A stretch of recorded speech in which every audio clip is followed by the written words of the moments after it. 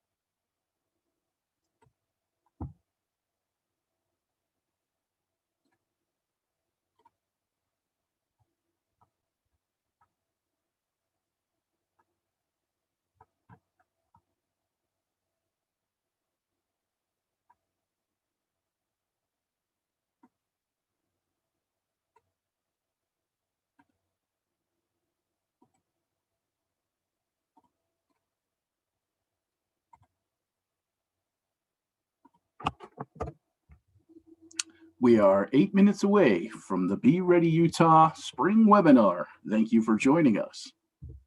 What do you think of my radio voice? Well done, Brian. Well done. Keep it up. Thank you. I was just thinking it was awesome.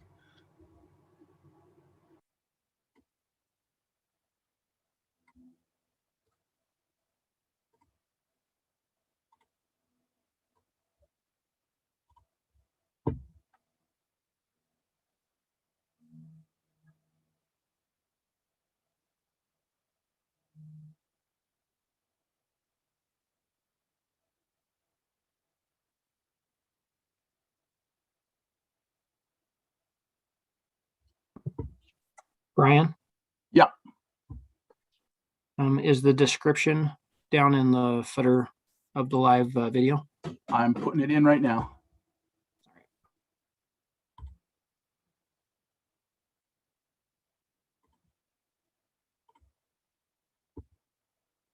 Should be there now. Yep.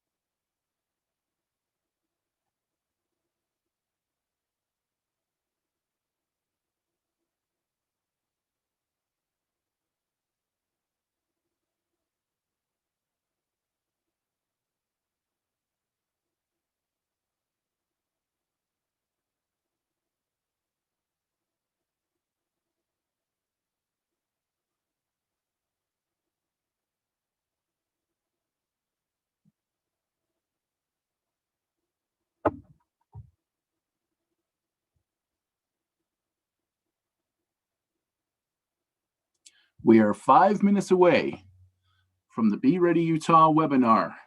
This is our spring webinar. We'll be doing another one in the fall. You can learn more about Be Ready Utah at bereadyutah.gov. Please stand by.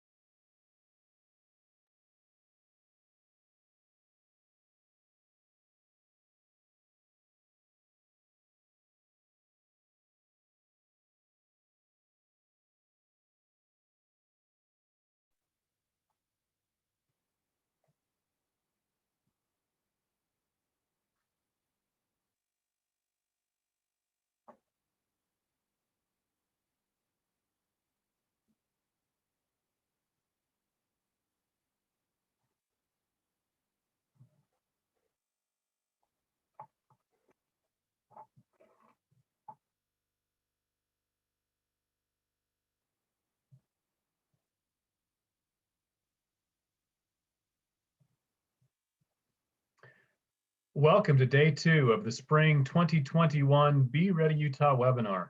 My name is Wade Matthews. I'm the Be Ready Utah Manager for the Utah Division of Emergency Management.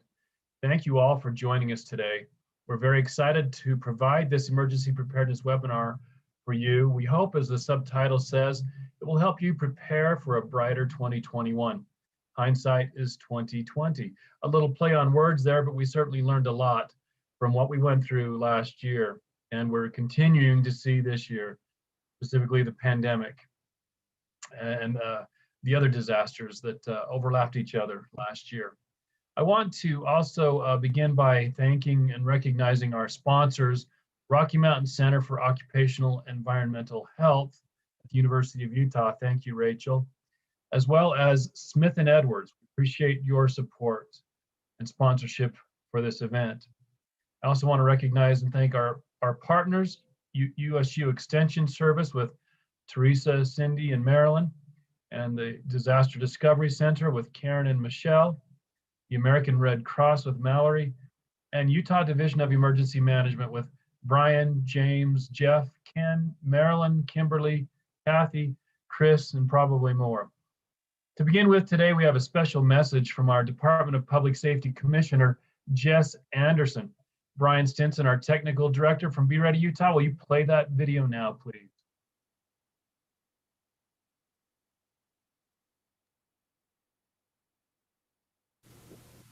Hello, and welcome to the 2021 Spring Be Ready Utah webinar. I am glad to support such a great event meant to help people prepare for a brighter 2021.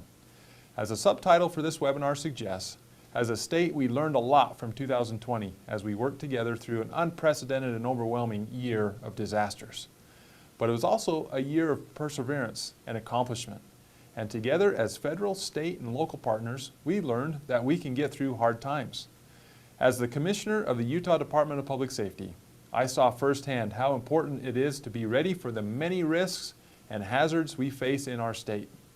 I am also reassured to see how resilient our state and communities are, and how prepared we were to respond to multiple disasters occurring simultaneously throughout the year. That readiness and resilience give us the ability to reduce the impacts of disasters. I want to take this opportunity to thank each of you for your own individual efforts to learn about and prepare for the many different types of natural and man-made disasters that can occur. The more prepared we are individually, the better able to respond and recover we'll be as a community. I also appreciate the work of our webinar planners who have given of their time to make this happen. And I thank you, our presenters, who will share their expertise about preparedness. I'm sure you will all leave this event with a greater knowledge and a desire to take action towards preparedness. Our slogan and goal at the Utah Department of Public Safety is to keep Utah safe. That's a charge that we as a state and DPS take very seriously. And I ask each of you to join us in that objective. Have a wonderful conference, and thank you for joining us. Thank you, Commissioner Anderson. Now let's get right to our first session. As a reminder, you are welcome to post comments and questions in the YouTube chat window where you are viewing this live stream. We will try to address questions directly through the chat window and at the end of each session by the presenters themselves. Also look for the feedback survey link at the end of each session. Teresa Hunsaker, one of our committee members from USU Extension Service, will facilitate the first session. Teresa? Welcome, everyone. Nice to have you on day 2 of our Be Ready webinar. It is my pleasure, and I'm excited to introduce our first set of speakers to you today, Jonathan and Kylene Jones. They are the authors of Provident Prepper, a common sense guide to preparing for emergencies. But they also teach self-reliance, emergency preparedness, and provident living on their website, theprovidentprepper.org, and their YouTube channel, The Provident Prepper. John and Kylene invite everyone to join the ranks of the Provident Preppers and prepare for the challenges in the future. Thanks for being here with us today. And Jonathan and Kylene, we'll turn it to you. Thank you for having us.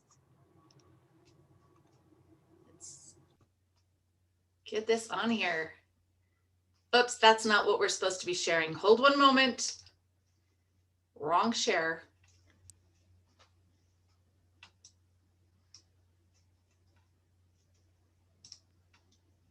No, I know you love my family, but this is kind of crazy. It was coming up with your screen. Is it the PowerPoint or my family? It was your PowerPoint. Oh, that's funny. Thank you for helping me. All I see is my family.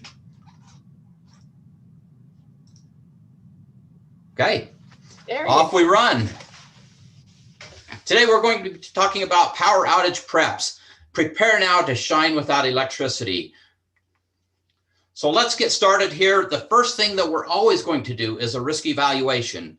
We want to understand what our risks are and how we need to take care of those risks. We need to think about special needs. We need to consider backup power options, lighting options, water storage and food storage. So those are the items that we're going to talk about in this session. So let's just for a moment imagine some of the things that might happen. Now, of course, we had the Northern Utah power outage last September.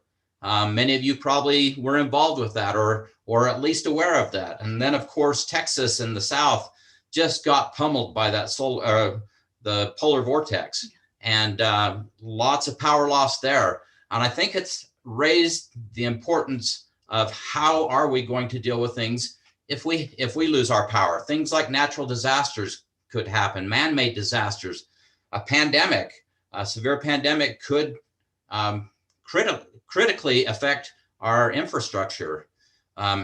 Those extended power outages, we need to know how we're going to deal with them. And we were reminded of that just recently. We had our own little power outage. Now, it only lasted for about an hour, but it was a great time to reflect on, okay, what wasn't working, what was working. Obviously, our server. Okay, no, this shows you how sick and demented we are, because our power all of a sudden goes out and I'm like, oh, this is a wonderful opportunity. Get a list. Let's write and write it all down. And so this is coming from just a recent, okay, let's critically evaluate. If this stayed off for a long time, what are our problems? And Right. And so we didn't really have to get too much into the cooking or heating or cooling or refrigeration. No problems there. We did have some communication issues, and we had some ability to do our work was impacted. So we're going to talk a little bit about that, and off we go. so the first thing that we need to consider in our planning, right? We've evaluated our risks, but now we really need to look at who we are preparing for. And many of us have special needs or have loved ones with special needs. And that is what we need to prepare for, because quite frankly, a short-term power outage can be really a not big deal for many of us. And yet, if you have a loved one that is on oxygen and needs that to be able to survive, you had better have the backup power to be able to run the oxygen concentrator so that that loved one is okay, right? And so we really want to look at our loved ones that have special needs and speak to that. Oh, I'll do this. Oh, that's okay. All right, he's handing me the clicker and I messed that up. Okay, so first of all, we're going to teach you all kinds of stuff, but be wise. Don't do stupid things. Don't blow up your neighbor trying to prepare for some unforeseen event because you're scared, right? Just sit back. We're going to carefully evaluate things.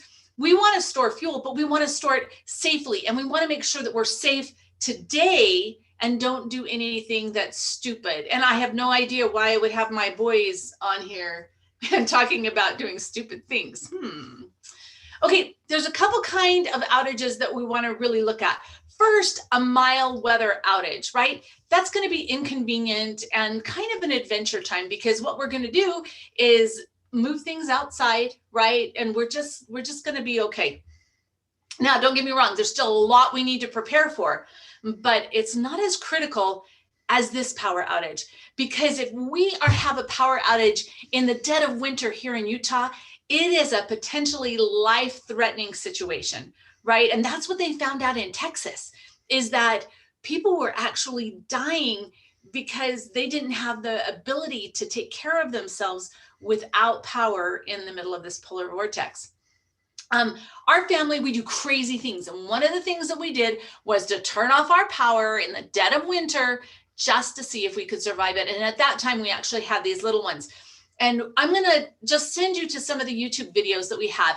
Our YouTube channel is the Provident Prepper, and we have literally hundreds of videos on there. But this one goes through exactly what happened when we turned off our power and what we did to be able to survive it and the lessons that we learned. So that would be a really good thing to look at. And the other thing that's important is, are we talking about a short-term power outage or a long-term power outage? It's very different if you need to go without power for a couple of days than if you are looking at weeks or months or perhaps longer. Haha. So we're going to jump right into some backup power. You can see in this slide a portable power station, and there's a lot of these out on the market. There's a whole variety of brand names. Basically what they are is a big battery that will allow you to run, not only charge your cell phone or your laptop or run this little thermoelectric cooler, but also run household appliances. And these come in a whole variety of sizes, all the way from about 100 watt hours up to 1300 watt hours. But this is something that you may want to consider that would allow you to run some important things. One of the things that we need to do to understand that is to know what needs we will be needing to run. So for instance, my list, right? If we have some kind of a long-term power outage, I want to be able to run my washing machine. I want to be able to run my Bosch to make bread, right? And I need my freezer and my refrigerator to work. Those are some of my basics. So when this little magic thing that he has, he calculates exactly what it's going to take to make sure that his wife's happy. So if this is something that appeals to you like it does an engineer, these little devices are available for $15 to $30 online or at the store. You can get this and you can put it on whatever device you're looking at. It will tell you how long you were running that device and how much energy it used. That allows you to plan. It allows you to know, okay, this is how much energy this needs. Then you can decide what you need to do from there. I love all the little battery banks that are on the market today. Starting up there in the upper left, you can see just these small battery banks that will charge your phone. They'll charge my phone about 5 times. Really, really works out well. Something that you can throw in your backpack if you're going camping or if you're just out on the road. It's a way for you to be able to charge your phone or some other minor things for a little bit of time.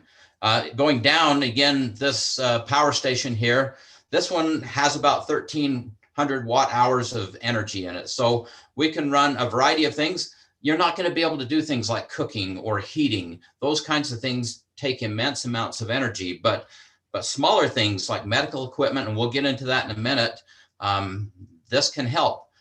In the center there, you can see an uninterruptible power supply that we have for our computer. This has, as you can see on there, it says 79. It could run the loads that we have going for about 79 minutes. Enough time that you can shut things down, or it will automatically shut things down as that time drops down. On the right-hand side there, you can see a couple of bigger power banks. These are capable of running homes, and these are usually tied to a solar collection system. But these are just some of the opportunities that you have depending on how extensive you want to go. And we'll talk a little bit more about some of these things. This is a great example of some medical equipment that could be run by one of these portable power stations. This is an oxygen concentrator. There's CPAP machines and other things that may need to be run. Some of these will charge while you're using them. Some of those you can't use while you're charging them. You would charge them during the day and then use them at night. So you really need to know what you're looking for and make sure you get what you need to satisfy your requirements. And one of the things when we went and took this photo is we were surprised how much power the oxygen concentrator really took. Right. And so in order to run that for a long time, you're really going to need to be able to recharge this backup battery frequently. Right. And of course, these power banks can be charged using household power when it's available. If it's on sporadically or whatever, you can do that. But normally you're going to have that charged and ready to go. And then you're going to charge it with some solar power. Now, this is just a small little solar suitcase, basically. This one is only 60 watts, but we can fold this out and you can see we're in a camping setting. We've got that power station and we're charging that in that format. And the other thing that you could do with this battery bank is while you're running the generator, you could actually be charging this. Right. This is another set of solar panels that we use to charge that power bank. You can see these are just on the south side of our home there, and the cable goes in through the window. So we leave the power station inside and then just use these to charge that up. This particular power station can take in about 400 watts of energy. Some of you may want to go with a larger solar power system.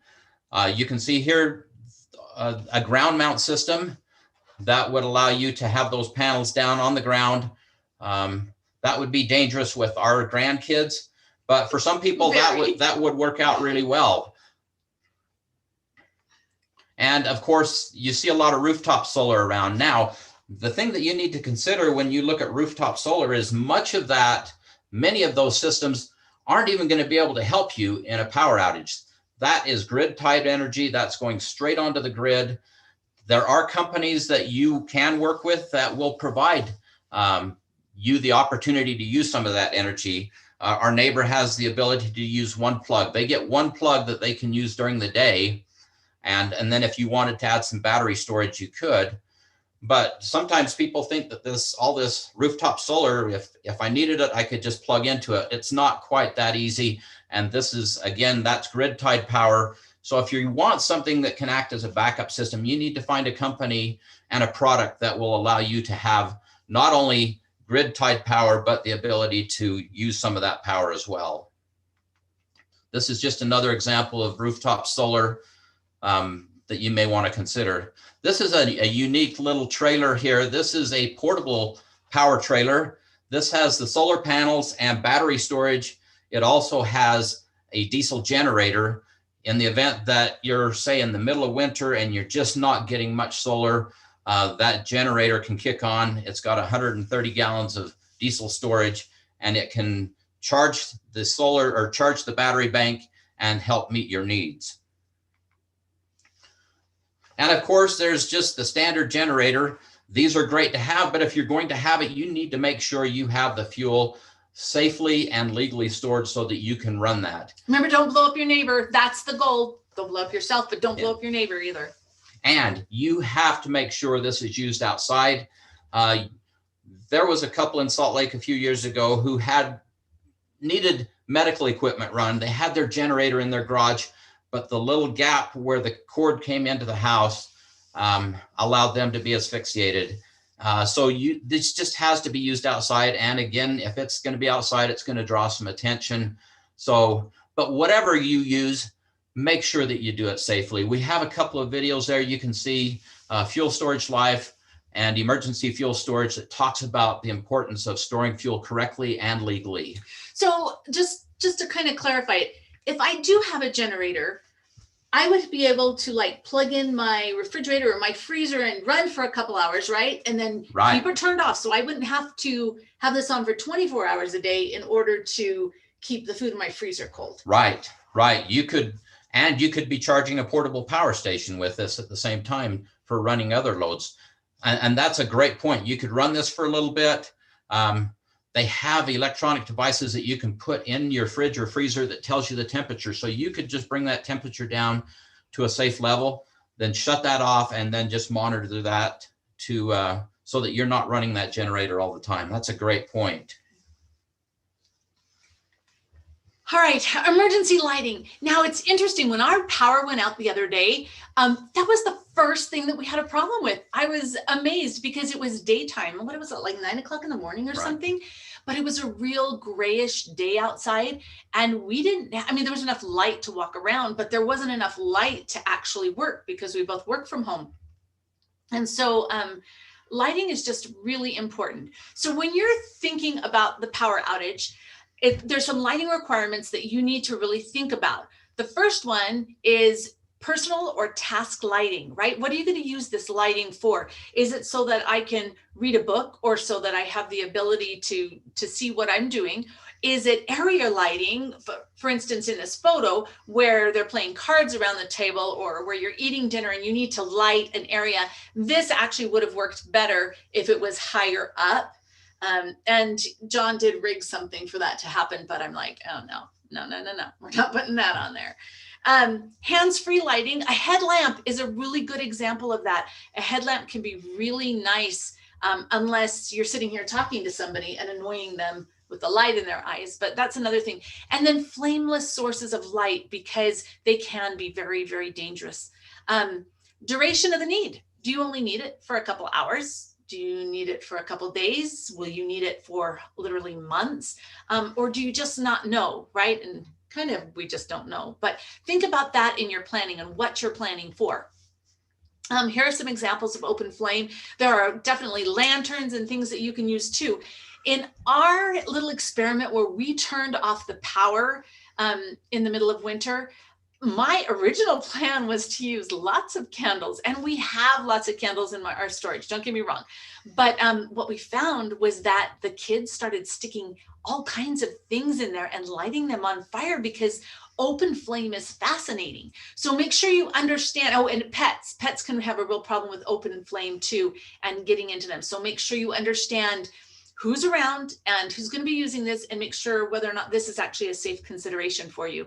And the other thing too was that the light is very dim. It's not a bright light.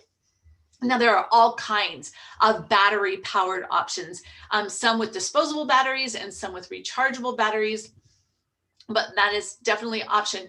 But remember, anything that has disposable batteries, the life on that is only as long as your supply of batteries lasts.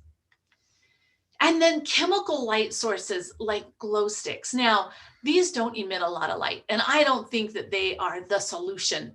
But what I do think is that when you have children who are afraid because, you know, their world has been disrupted, man, you hand that child a glow stick and they feel safe and comforted, and it's just an incredible blessing. So we always store glow sticks, and they're really inexpensive, right? It doesn't cost very much to purchase them, but we store them because as far as a comfort item, they're really good.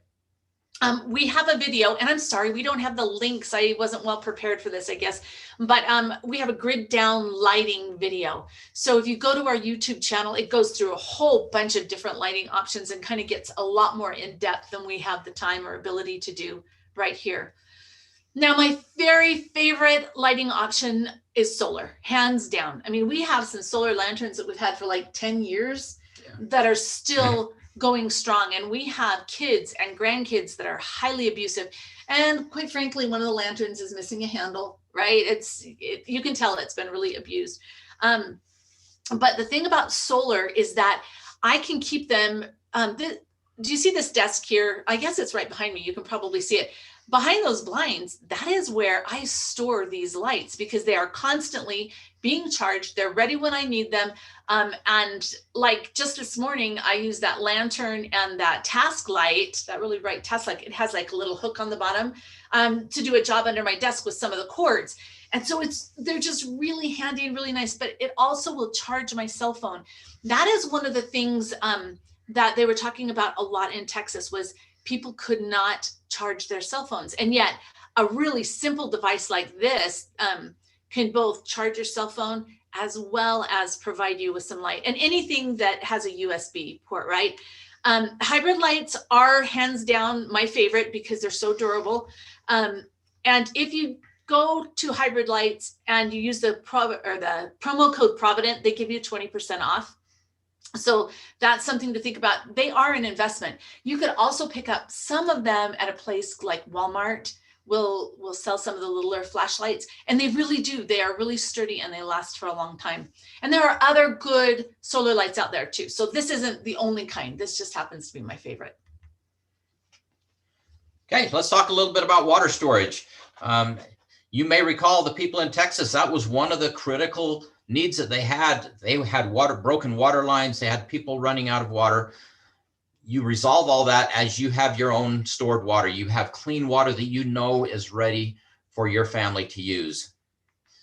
Some of the things that we need water for: obvious drinking, hygiene purposes, first aid, sanitation, food preparation, and all of these things you can easily resolve if you just have some stored water. And if you think about this a little bit, this is a picture that came to us from some friends in Texas who we were interacting with a lot of people down there, and they had taken every container they could find out to get meltwater off their roof, to get snow off the ground. They were doing what they could to capture water and have snow melt to take care of their needs.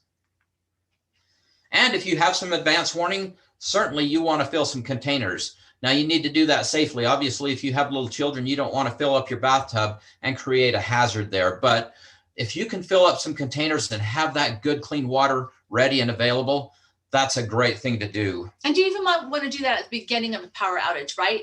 Before there's a problem with the water, because it took a couple days, right, for the problem to happen. But so just think about that. Okay. And how much water should we store? We always recommend at least 2 gallons per person per day for at least 2 weeks.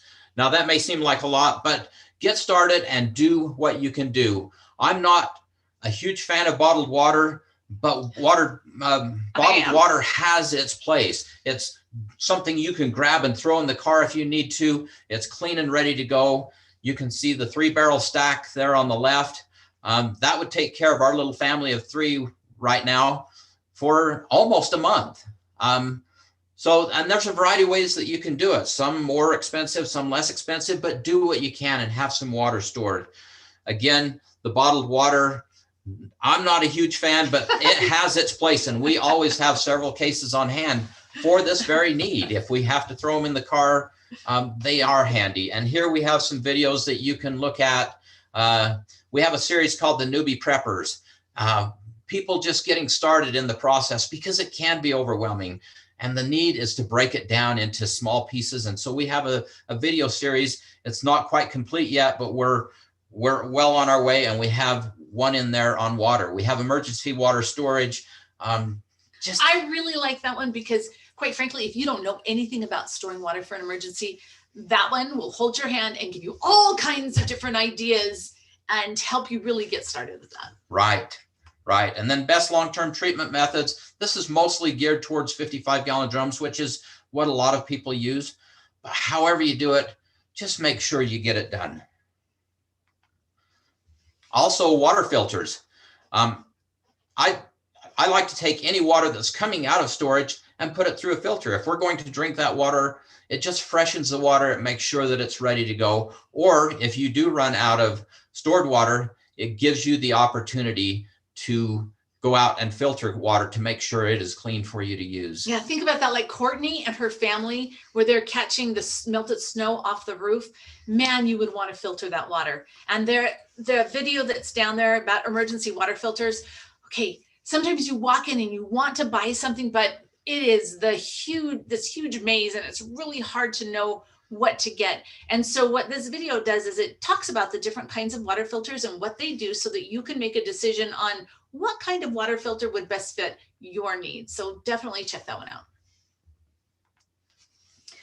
Okay, now food storage.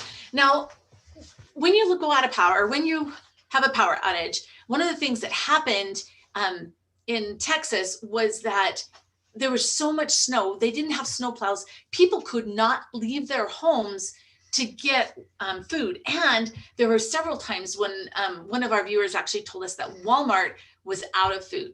And so it's really important to keep a well-stocked pantry. Now, another one of our crazy challenges that we did was to go for 90 days without going to the grocery store or to fast food. And this was actually a whole lot harder than we thought it was going to be. Because, and it turned out to be the fast food thing.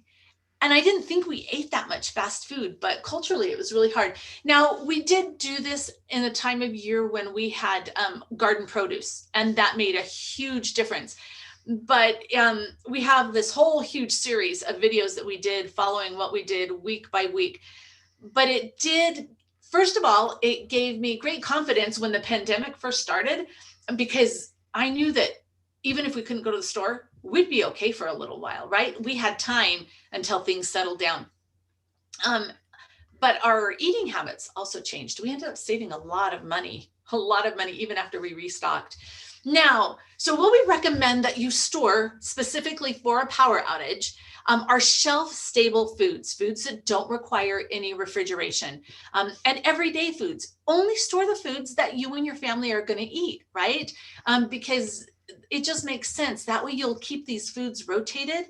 Make sure that they're easy to prepare, things that you can just open the can and eat without cooking, or things that you just need to add water. But now think about this. If you've stored like freeze-dried foods for this and you need to add water, you need to take that into account in the amount of stored water that you have, because you really need to compensate for that.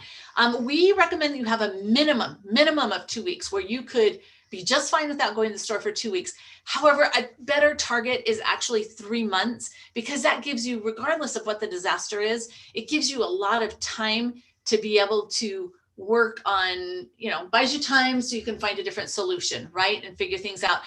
And if you don't know how to do this, one of the videos that we have is on creating a 3-month supply. And in there, we've got several different of our friends who each do this a different way. There's not one right way. The only right way is your way, as long as you are storing food. So power outage, it really doesn't have to be a problem.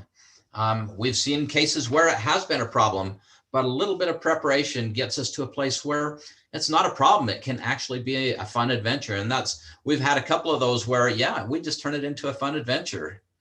Yeah. And we're talking about practicing, right?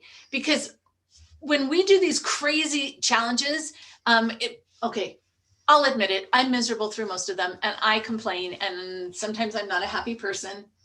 Yeah, see? Yeah. But by practicing, you learn where your holes are in your storage, where your holes are in your skills, and you develop this level of confidence that enables you to be able to survive whatever happens. And the other thing that we learned on our challenge that we didn't talk about, that I should have actually, is the importance of neighbors, the importance of community, because we really we would have survived, but we couldn't have thrived without incredible neighbors. Our son went and milked somebody's cow in exchange for fresh fruits and vegetables. And that was one of the rules. We couldn't take donations. We had to barter. So if somebody came to us with something like chocolate, which happened on a regular, we had to reciprocate in kale or something. There had to be an even trade somehow. Who would trade chocolate for kale? But seriously, one of my friends came with a bunch of chocolate and said, I need some kale. I have plenty of kale. I just didn't have chocolate. But community, when something happens and the power goes out, the first thing we want to do is check on our neighbors, right? We want to check on who needs help and make sure that they're okay. And even in our little power outage, that's one of the first things that we did. We got on the phone and we were checking on people that we knew had some issues that could be in danger, right? And made sure that they were taken care of, because it's all about community. It's all about helping each other. So think about that in a power outage, bringing other people into your home. If you have the ability to care for them, like they don't have power, nobody has power, but if they don't have heat, but you have alternative heating, I'll stay warmer together. Yeah, we are huge proponents of community.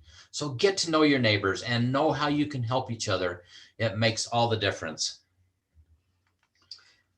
And we've talked about this a little bit. So we go by the name, The Provident Preppers. We have our book that we have written, and that's a great resource. Quite frankly, if you don't have much money, about every 6 or 7 months, our publisher will let us do the ebook for free. And so what we do is we put a video and say, for the next 3 or 4 days, this book is free on Amazon and you can go get it. You don't have to, it's Kindle version, but you don't have to buy anything in order to do that. And it's our way of being able to share the wealth. So if you're in a position to buy it, great. If you're not, wait, when was the last time we did it? It was like Thanksgiving. I think so. So it should be coming up in a month or two. So just kind of keep an eye on our YouTube channel, because that's where we'll announce that, because we want everybody to have that information. And the YouTube channel is the Provident Prepper. We have regular videos that we put out on there. Please watch them or share them with your neighbors that you think could benefit from this. We try really hard to be realistic in what we do and show you ways that you can prep for very little money and prep safely. And then there's our website, theprovidentprepper.org. Lots of really good information on there. So if you have a question about prepping, that's a really good resource. And one of the great things that I love about our website is the action plans. You can see it on there. The action plans, they wouldn't let us put them in the book because they were afraid they'd take up too much room, but that's fine. They're online. They are free. You can go on there. Now, we don't believe in giving you a list. We believe in throwing out some ideas, and that's what these action plans do. They throw out some ideas. They say, have you thought about this? Have you thought about this? It gives you a template to get going. And some of the stuff you're just going to cross off on there, and you're going to add some of your own things, and that's the way it should be. You need to design this for you, but those action plans are a great place to start, and you can just go on there and print those out and make them work for you. Yeah.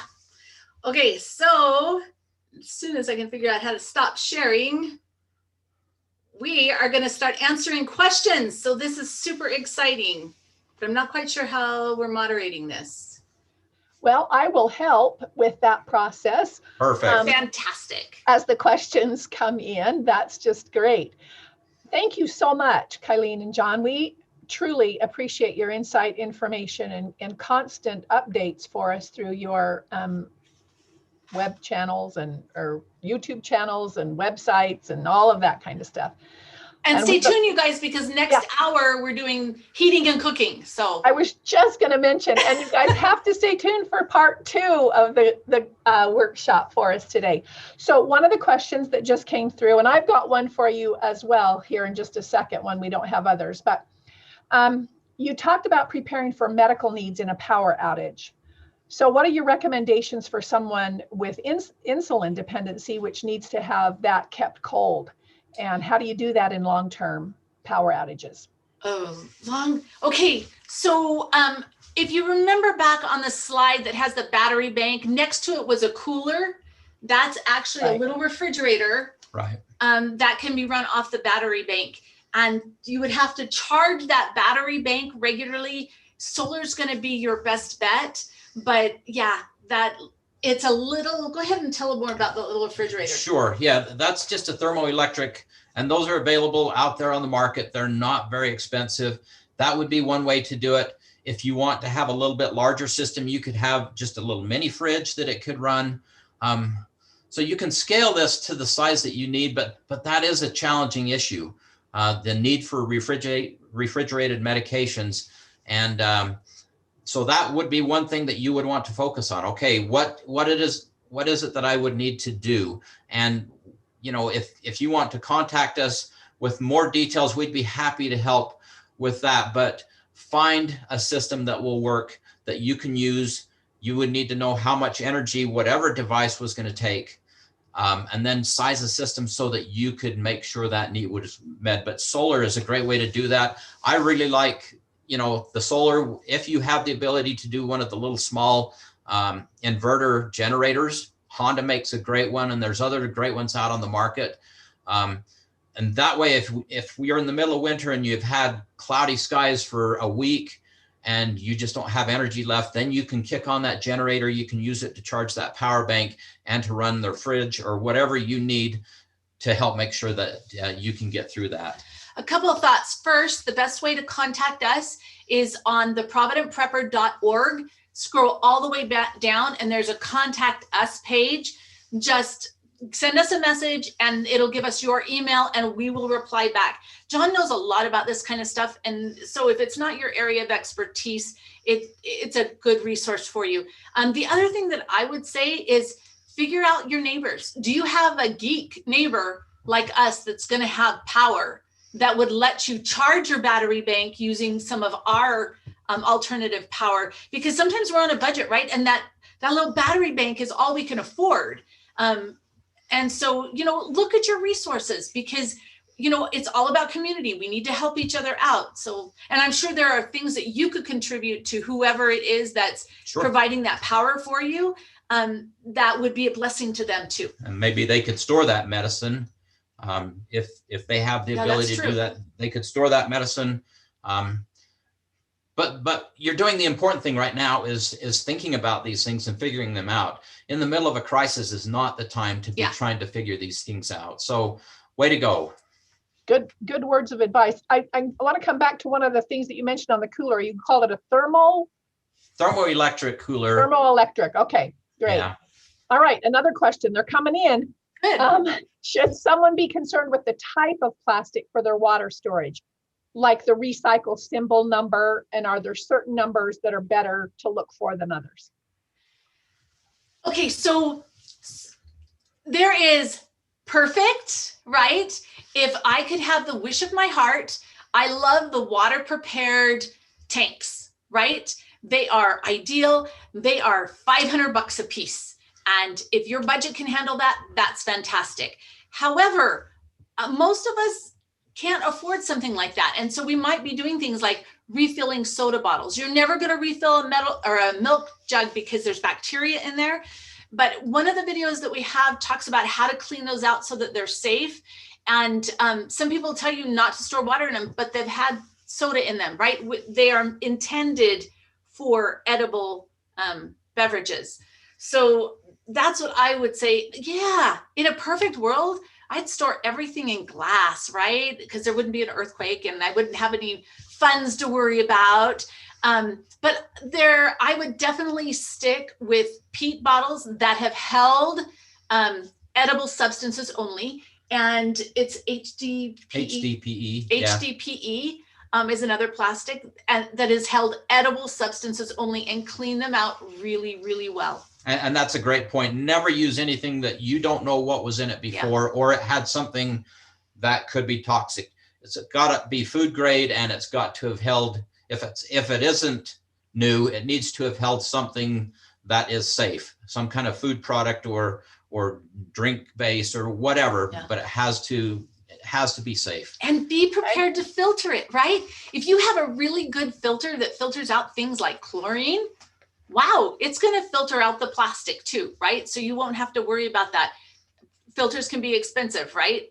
But, and like I said, look at that video that we did on filters, or contact us. We are so happy to answer your questions, because this for us is kind of a mission. We want to help our friends and neighbors and community be prepared, because together we'll survive anything.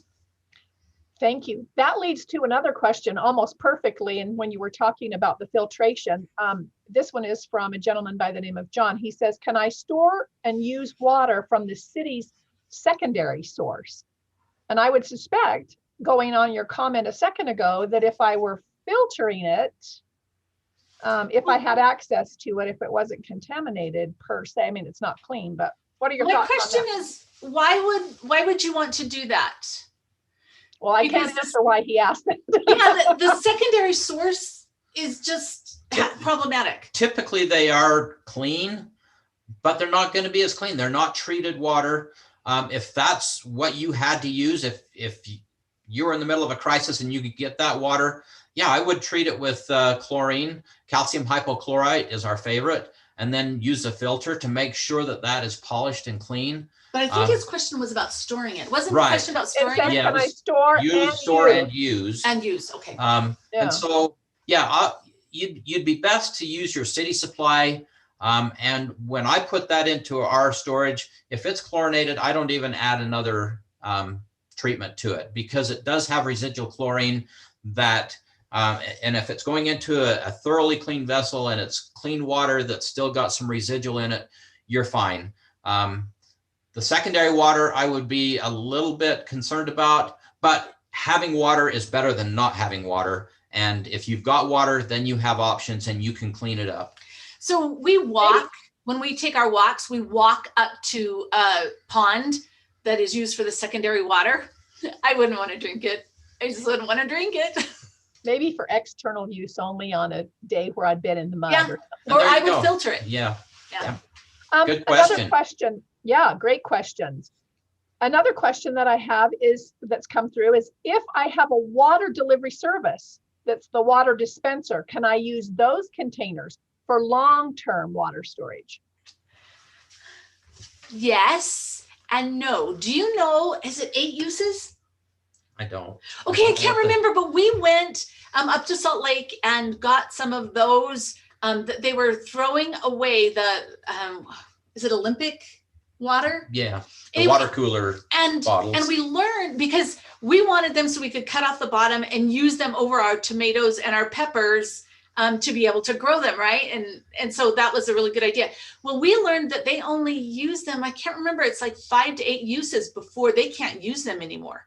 Does it break down maybe, or go brittle? I'm wondering if that's it, but quite frankly, it's a good quality bottle. I would have absolutely no problem storing them sealed.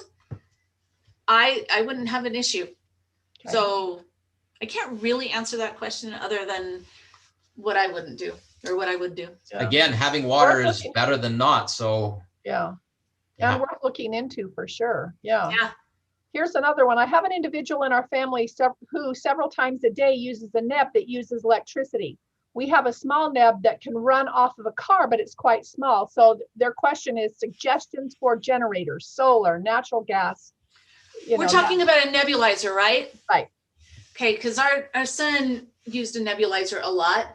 I don't know what the power draw is on that. That's not going to be huge. Not very much. Yeah, they're not going to use much. These little power stations that we've talked about, the battery bank, would just do a really good job with that. That would be a great use for it, you know, in addition to like the CPAP or the oxygen concentrator. And again, you need to know what that is going to require and make sure you size your little system for that. But they're such a great little technology. They're mostly light. Of course, the larger the capacity, they get a little heavy, but they're light, they're portable, and they just do amazing things. It's a great technology. Oh, this is great. You guys have given us so many good ideas, and especially for medical necessity kinds of things like the insulin or the nebulizer. Important. Yeah, important something for us to consider. I don't see any last minute questions coming in. Any final comments from you as we finish up before we move into part 2? Just keep making progress. Yeah. The fact that you're here today says that you would rather be here than outside in the beautiful sunshine. So you're doing the right things. Says you're crazy. Yeah. Just keep making steps. Sometimes it can be overwhelming, and we get that a lot. People say, I don't even know where to start. And that's why we developed the action plans in the book, to break it down step by step. And you're not going to get it all done at once. And sometimes that bothers people. But it's just a step-by-step thing. And everything that you do improves how you're going to be able to handle some kind of a crisis when it arises. So one step after another, and you get there faster than you think you will. And you look at all these people that are working so hard to present this conference for us, right? But there's only so many of them, and they can't take care of you. And there just isn't enough ability out there. We need to be responsible for ourselves so that we can learn from them and then help each other out. And so thanks for being part of the solution, guys. Yeah, we appreciate it. Absolutely. Thanks for being here. Hey, I did just have one last question come in, and this will be our last one before we take a short break. This one is, I'm thinking about storing city secondary water in stack of blue 55-gallon water barrels, and then, if and when needed, filter it through the big Berkey, which, you know, is that a viable option? Did he say why he's going to store secondary instead of city water? No, still isn't indicating. So, okay. Personally, I would treat that water when I store it. Would you? I probably would, and then treat it on the back end as well. But why would you treat it on the back end? Well, or would you just filter it on the back end? I just always filter it on the back end. But not necessarily filter it. Yeah, that would probably be fine. And he's I'm not sure what a stack of blue. Oh, whoops. It looks like he's going to be using that slow drip, the big Berkey, you know, the stainless. Right. The gravity filter. That'll do lots at a time, but slow. The Berkey is fabulous, right? Yeah. It is like the Cadillac of water filters. And we have a few of them actually. And I think they're awesome. Yeah. First choice would be to use good city water. Secondary water would be second. I'm not sure what it means, the stack of blue barrels. Just be careful. They're very heavy. And I'm not sure how well they would stack on top of each other, but certainly, yeah, having that water is such a blessing. So make sure that you have water and that you know how to take care of that. One thing that I would also think about is when I store my water, I know you totally have the option to treat it when you store it or before you drink it, right? But what if I don't have that big Berkey when I need to use it? What if something's happened and I can't filter it? Do I have the best water that I can have without anything else? I'm hoping I have the Berkey, right? That's why we have a few different filters so that, you know, we can have something, but just a thought. Yeah, and good comments for them to think about as they make the consideration for themselves. So thank you. And you guys are awesome. Absolutely. Water storage. I'm so proud of you. Yeah, Yep. we need it. Definitely need it. All right, guys, we'll give you a short break. John and Kylene, we'll see you back here. Wade, I'll turn it over to you. Okay, thank you. Thank you, Teresa. Thank you, John and Kylene. And yes, thank you, our participants, for all those great questions as well. Keep those coming in. So yes, we are in a break, but we are going to have a little commercial here. Before we go into that break, yeah, look in the chat window there on the YouTube channel for the feedback form, the survey form. If you'll please take a moment to fill that out after each of the sessions that you attend. We'd like to get that your feedback on our sessions, and then we will have an overall feedback form for you at the end of the day today. So we look forward to, and you'll be entered into a prize to win a prize if you a prize drawing if you will complete that final overall form as well at the end of the day. So take a second to fill that out. We again, as Teresa said, we'll have a break until 2 o'clock at the top of the hour. So we do have a couple of promotional videos for you, again, from our sponsors here. I think this first one is from the Rocky Mountain Center for Occupational Health and Safety. We appreciate their sponsorship. Brian?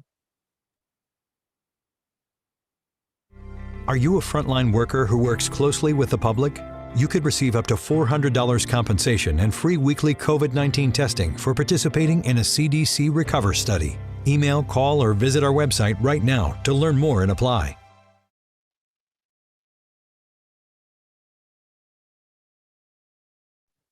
All right, well, we will continue again at 2 o'clock. So please rejoin us at 2 o'clock.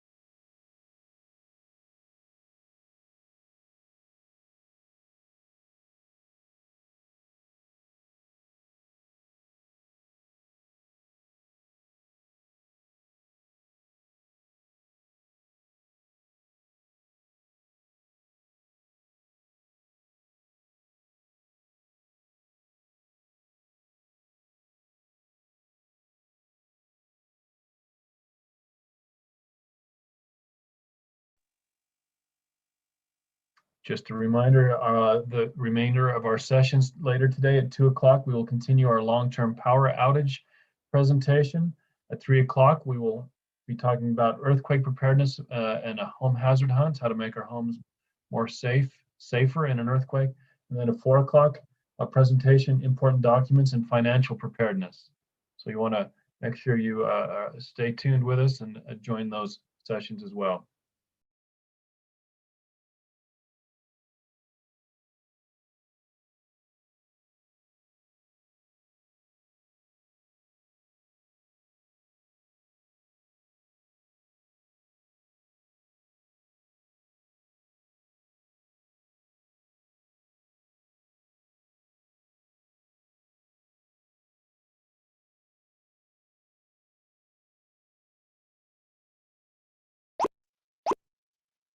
Ah, driving me crazy. How are you holding up, my friend? Tell the truth, I'm dying of monotony. You know,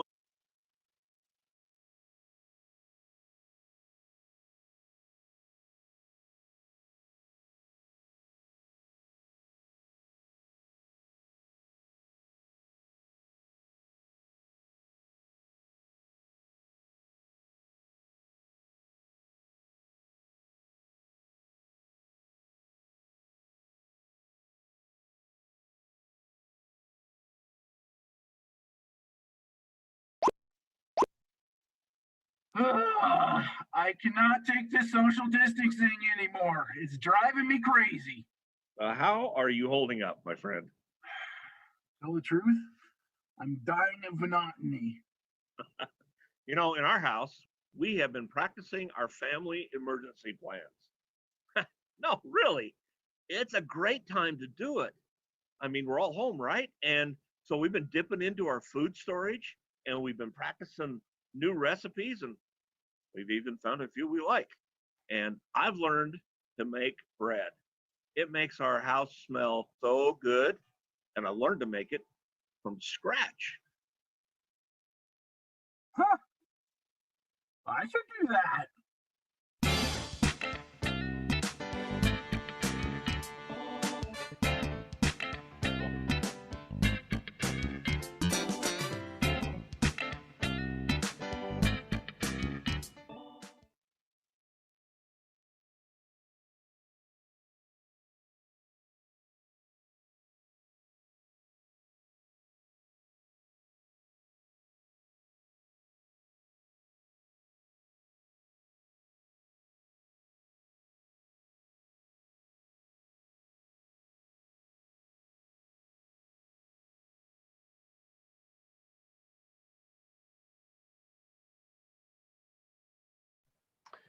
Thank you, Brian and Jeff, for that excellent public service announcement. Be Ready Utah commercials. Anytime is a good time to talk about emergency preparedness. Those videos, by the way, are available to view on our Be Ready Utah YouTube channel, along with previous sessions or sessions from previous webinars. The Be Ready Utah webinar we held in November, those sessions are available on the YouTube channel. And sessions from yesterday's Be Ready Utah webinar, day one of this webinar. If you missed yesterday, those videos are also available on the Be Ready Utah YouTube channel. So please check that out sometime, youtube.com/BeReadyUtah. We are just under 2 minutes away before our next session. So thank you for being with us today.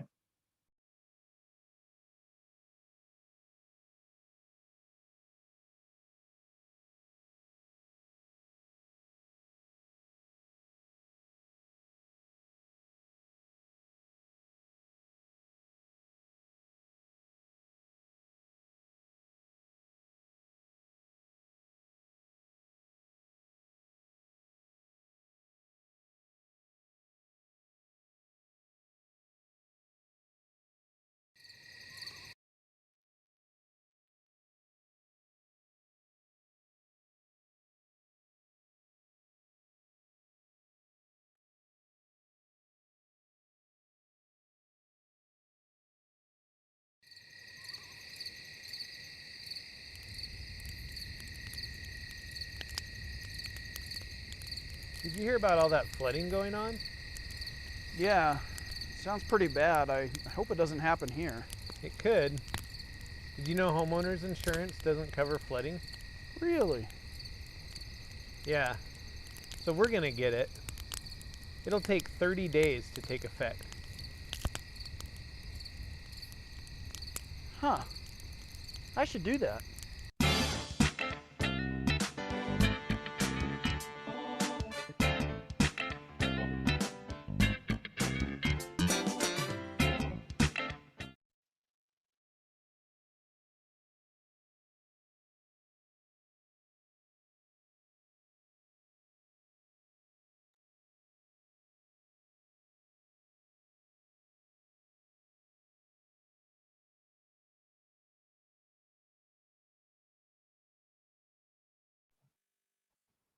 All right, welcome back everyone to day 2 of the Be Ready Utah webinar, Spring 2021. We've had a great first session and we're excited for our second session to begin. So we'll turn this time over to our facilitator for this session, Teresa Hunsaker from USU Extension Service. Thanks, Wade. Well, we are excited for part 2 of Jonathan and Kylene Jones and their information about building on the plan that they started with us in class 1. John and Kylene are the authors of Provident Prepper, a common sense guide to preparing for emergencies. They also teach self-reliance, emergency preparedness, and provident living on their website, theprovidentprepper.org, and on their YouTube channel, The Provident Prepper. John and Kylene invite everyone to join the ranks of the Provident Preppers and prepare for the challenges in our future. Looking forward to having them teach us and build on the plan right now. Your turn. All righty. Thanks, Teresa. And off we go. Welcome back to those of you who are joining us again. Welcome to those who are just joining us now. We're going to talk about, again, power outage preps, how to prepare now to shine without electricity. And you can see my cinnamon rolls there that I burned. Seriously. That was in our 90-day challenge, right? The bottoms tasted good, but the tops were history. Yeah, and that's how we learn. So this time we're talking about heating, cooling, sanitation, and cooking. So let's go ahead and jump into this. All right, we're going to start off with emergency heating. And this is something that is really cool that we don't have many of in our area, but it's called a masonry stove. And I'll talk about that again in just a couple of minutes, but they're really cool. So when it comes to emergency heating, the first thing that we need to do is to secure our home to prevent heat loss, right? So we want to block any place that cold air is coming in from the house. So you may want to insulate your windows. One of the things that I had discovered was that cardboard, while it's great at insulating, it makes the home dark. And dark is very depressing. So yes, you could use cardboard, but it's so much better to use something that you can see through, like bubble wrap or plastic sheeting. You could also hang blankets over the window. Anything to just insulate that, because your windows are a great source of heat loss. Absolutely. Most walls are either R13 or R19, but a window is like an R1. So the flow of energy is immense through windows, so that they are a weak spot. So make sure that the goal here is to keep the cold out and the heat in. We did a video not very long ago, like 3 or 4 months ago, but it's all about 6 life-saving tips to help you survive a winter power outage. And it went seriously crazy. We had so many views on it. And people from Texas talking about how that helped them. So if you're interested in that, definitely go to that video because it has a lot of helpful hints. If you don't take away anything else from this conference today, this tip about microenvironments is worth your time. So one of the things that is so important is that if you are having trouble staying warm, to create a microenvironment. Now, we learned about this from my friend whose parents survived the Alaskan earthquake. What had happened, the earthquake damaged their big old fireplace. You know how cold it is in Alaska, right? And they were able to survive because they set the family tent up inside of their family room, and they lived, for the most part, inside of that tent. And we've tried it. It works really well. So, make sure that take this away, right? We're going to reinforce that. This is really important. And whatever you have to do to create a tent, it doesn't have to be a tent. You can throw blankets over a top bunk bed and, hang out in the lower one. You could put blankets over a table and have a nice little fort like you did when you were kids, right? You could use a big cardboard box inside your house, like a refrigerator box, and be inside there. The comments on that video that we pointed out talked about, we had all these people that had all these issues, and they were talking about different ways that they had been able to stay warm, and it's very enlightening. The other thing is you want to confine your heat, any emergency heating you have, to small areas. You don't want to try and heat your whole house. This is actually a picture that Courtney sent us from Texas. And this is exactly what their family did. They set up the tent inside their family room so that they could stay warm. And we mentioned this in the last class, but we turned off our power in January, many years ago when our children were small, just to see if we could survive. And we set up these 2 pup tents, one for the girls and one for the boys in the family room. And I went and slept in my own bed with John with like piles of blankets on top of us. But I sat up in the middle of the night, terrified that my children had frozen to death. Now I put them to get in these pup tents in 0-degree sleeping bags, and they were wearing sweats or blanket sleepers, right? And so they had a lot of warm things on them, but I went running out into the family room and I unzipped that tent and I was hit with this whoosh of hot air.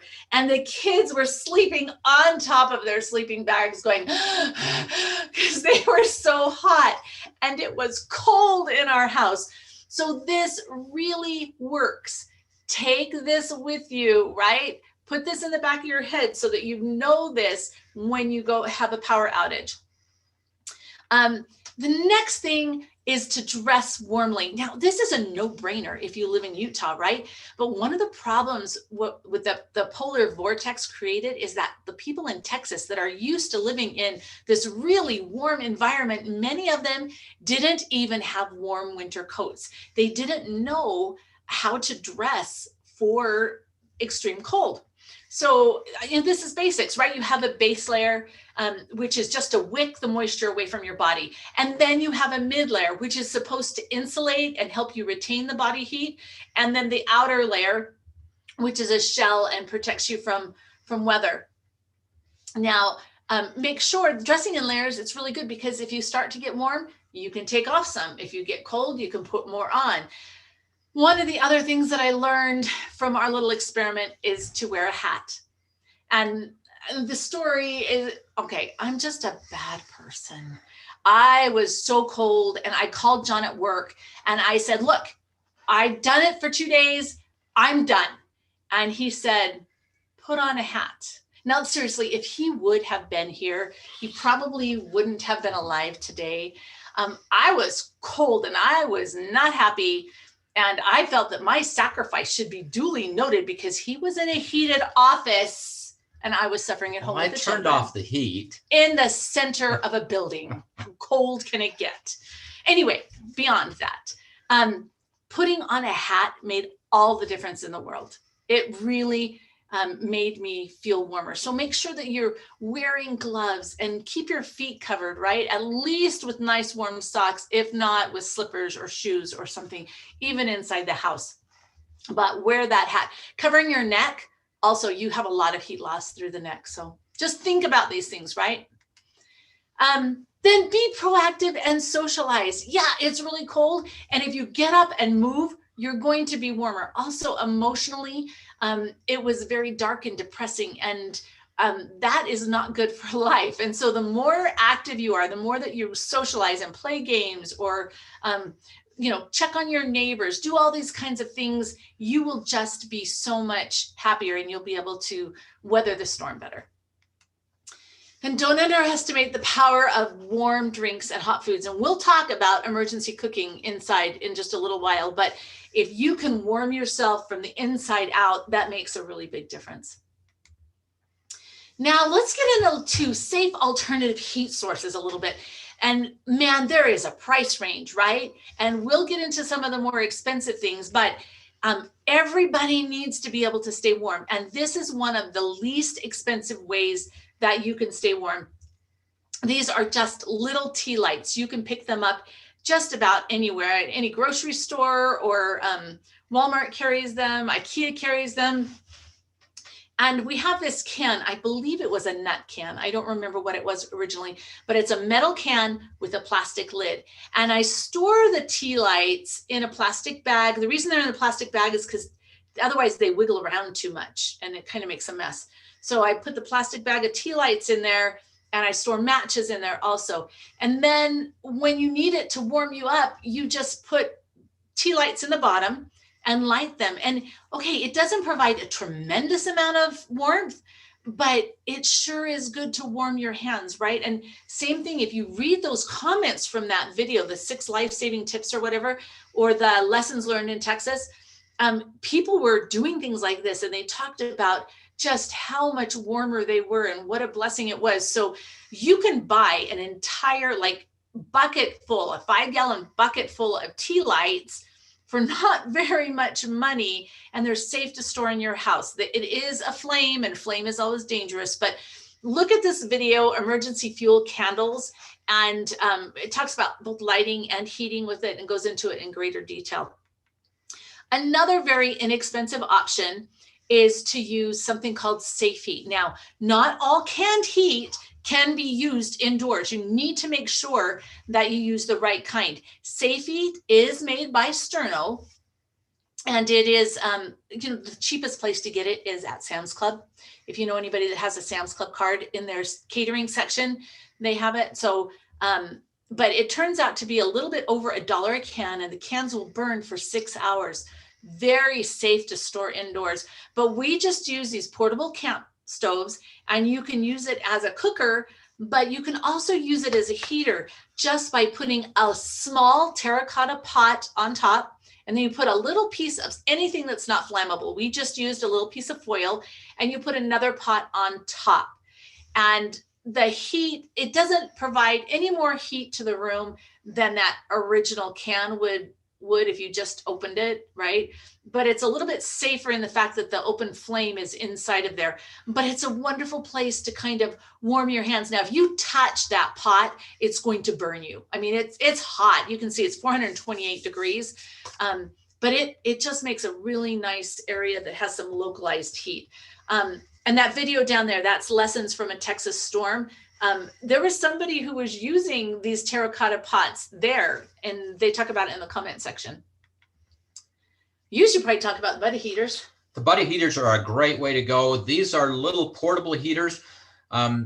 Normally, you're going to run these off of the little 1-pound cylinders. If you're going to run them off the large cylinders, the 20-pound cylinders, that cylinder should be outside, and you can run a hose through a window and then insulate over that. But however you use this, they're just a really nice portable supply of heat. You can take it to the bathroom with you when you do your shower. You might want to tell them about your my little hypothermia experiment. Yeah. So when we turned off our power, we still had natural gas. So I had a warm shower, right? And do you think I stayed in that shower for a long time? Yes, a very long time. But eventually I had to get out, and I had long hair, and I realized the house was cold and I couldn't use a blow dryer. I didn't have any way to really dry my hair. And so, I just did the best I could with a towel, and I just was shaking, and pretty soon I just couldn't control it. And I realized that I had hypothermia. And so I went over to a neighbor's house and sat in front of their fire until I warmed up and my hair dried with all my little kids. And then we went back home. But it was a really good experience for me in the fact that I had no clue that I could even get hypothermia indoors. And anyway, so the little buddy heater became my friend. It was definitely my friend. So these little buddy heaters are just a tremendous asset if you can get them.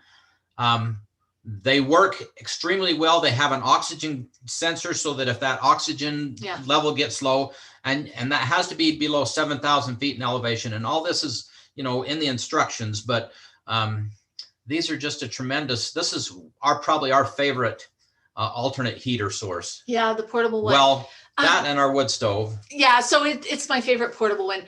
Okay, now I'm going to ask you though, when you store your propane, you need to store it safely. Do not fill your basement with propane. That is not a good plan, right? You need to store it safely. We have links to some videos, or we don't have links here, but we have videos on our website, and just store it safely. Go there for some really good information. Do not exceed legal limits, but this is it's a really good thing. And the propane, the biggest danger with the propane is that it is heavier than air. So if it's in your home and it leaks, it's going to find a low spot in your home. It doesn't dissipate like natural gas. And so that is the reason that that big tank should be outside if you're using that. Yeah, just please be so careful. Don't make things worse than they already are. Now, this stove on the left is my cook stove, and this is what we have in our house. And after our experience with the little self-imposed power outage, we moved. And when we were building this new house, the first thing that I had put in was this wood burning stove. Like, the walls weren't even finished framing, and I had this stove put in because I didn't ever want to be that cold again. It has an oven and a water reservoir. It's a really cool thing. It's also a pricey thing, and some places you cannot have a wood burning stove. But for me, this is just a huge blessing because I can cook on it as well as use it as a heater. Now, one of my friends, the photo on the right is from her house, and this is her wood burning stove, but she uses it all winter long because they don't have a furnace or any other type of heating besides little electric heaters that they plug in the wall. And so this will do a really good job, right, of providing emergency heating if that's something that you can do. Now, back to the masonry heaters. These are incredible because you explained how it works to them. Well, the masonry heaters are working off a principle of mass. And so as we've been learning about these, you are going to have maybe 1 or 2 fires a day in these. You build a big fire in there, and then all that heat circulates through channels and is embedded into all this mass. And then the radiant heat just keeps the house warm. In many cases, it'll just keep the house warm all day. In some cases, if it's a very cold time or in a very drafty house, maybe you'd have a fire in the morning and a fire at night. But this is just another option, and using all that mass, and the emissions from these they're very clean, as opposed to the wood stoves. The burn here is very hot and very clean. And so this may be an option for you. Yeah, you will not see any smoke coming out of the chimney. The other thing that I really like about this is that stove on top, or that oven on top. So an hour after you do the fire, it is pizza oven temperature. It's super hot, right? And then a few hours later, it'll bake between 300 and 400 degrees. And then it'll act as a slow cooker for the rest of the time. So it's just an amazing thing. I'm not quite sure why we don't have more of these in the United States, but we went to somebody's house that was nearby us that we were like, when we first discovered these, we decided, okay, we got to go find somebody who really has this. And they are off grid, and they only make this, he said, once a day. Once a day. They make fire once a day, and that is how they heat their house. They do have one upstairs and they have one downstairs, but it's an option. It's a very expensive option, right? This is something that not everybody can afford, but Tempcast is a fantastic company. If you use the code Provident, they'll give you $250 off. But even just going to their website, tempcast.com, they kind of teach you how the principles of how this works, and definitely worth looking into. Okay, let's talk a little bit about emergency cooling, going from one extreme to the other extreme. And that may be our issue here in Utah. The winter storm that Texas had wouldn't really bother us. That's just every day in the winter for us. It was bad for them.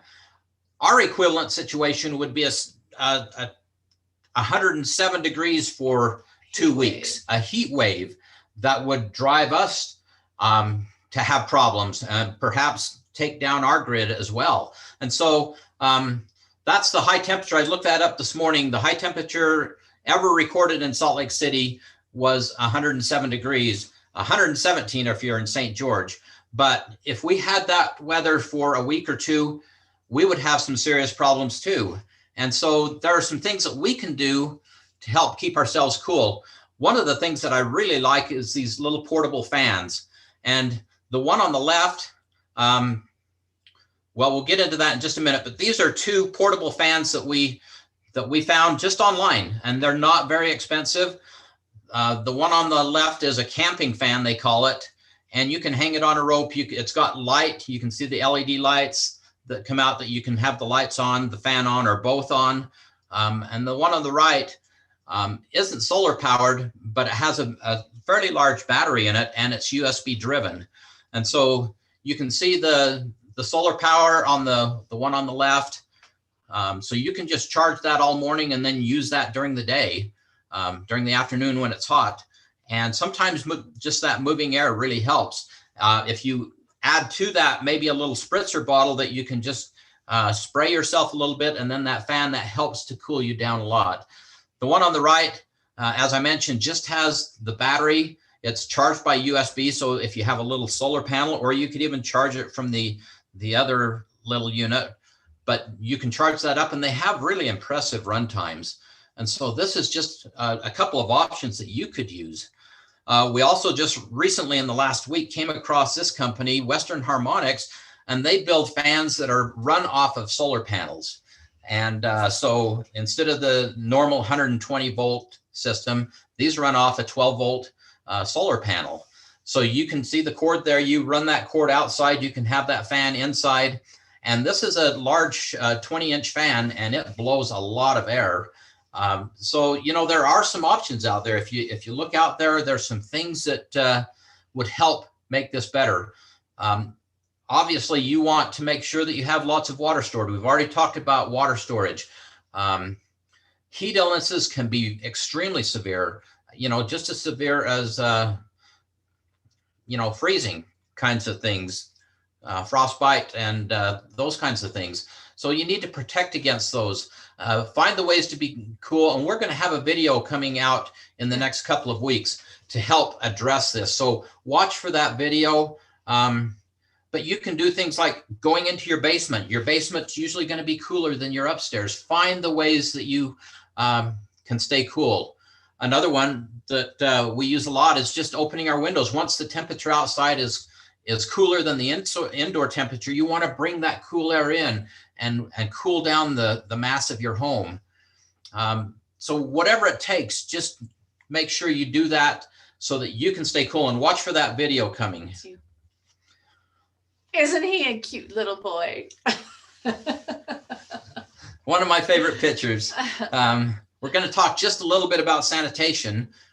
In the event of a long-term power outage, you may not have running water and you may not have a working sewer. Now, these are kind of extreme things that we don't even think about because we are so spoiled, if you will. We pretty much take these things for granted, that we can just always turn on a tap when we get water and we can flush the toilet and it takes it all away. But they had those issues in Texas. Like at first they were okay, and they had, well, and not everybody, it was dependent on where you were, but before too long, they didn't have water. And so they no longer had the ability to flush their toilets. And there were a lot of interesting comments about how cold it was to try and go outside. Right. So these are things to think about. We talked before about our newbie prepper series.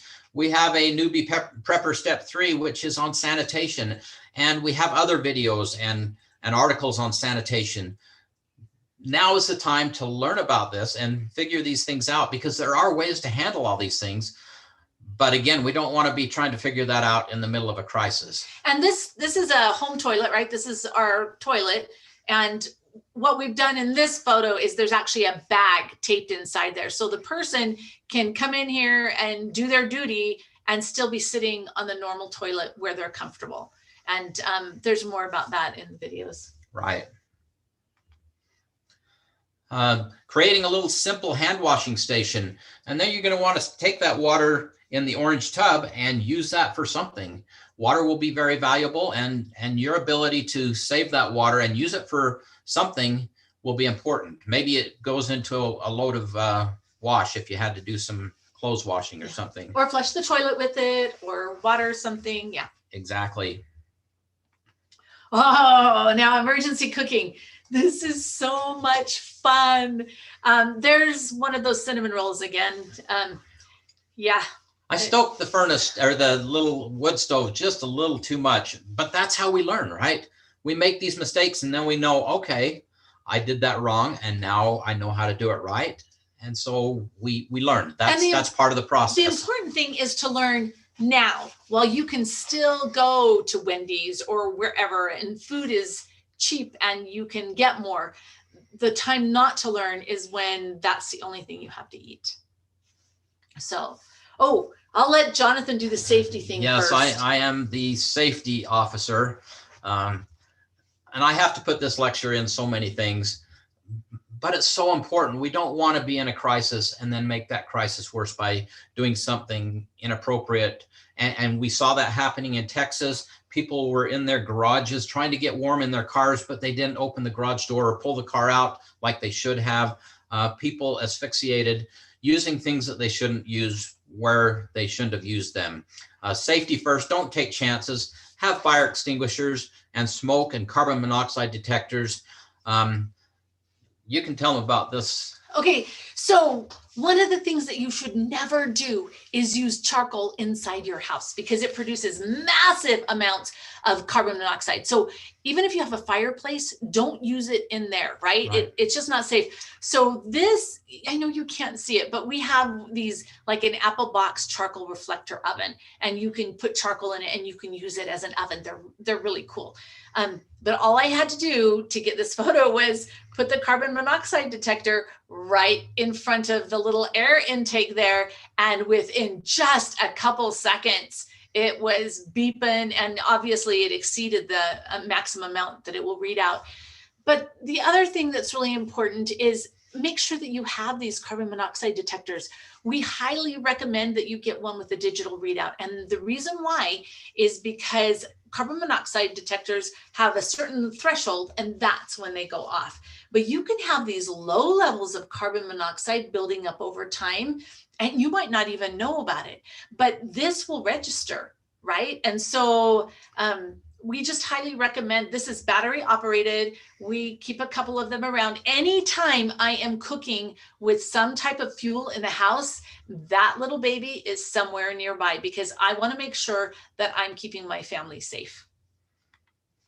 So another crazy thing that we did is we went for 30 days. It was during the month of November, so it even encompassed Thanksgiving dinner, and that was quite a little feat, but no electricity or natural gas for cooking. So that meant that we had to use all of our alternative stuff for an entire month. And it was funny because the thing that was, I mean, we have all this stuff and we know how to use it. But the thing that was really interesting is that I had a hard time timing dinner. Normally it's like, okay, it's 5 o'clock tonight and that's when we're eating. And we've got something planned at 5:30. So everybody has to get out the door. And suddenly everything was taking longer. And I was having a difficult time timing things in our normal life.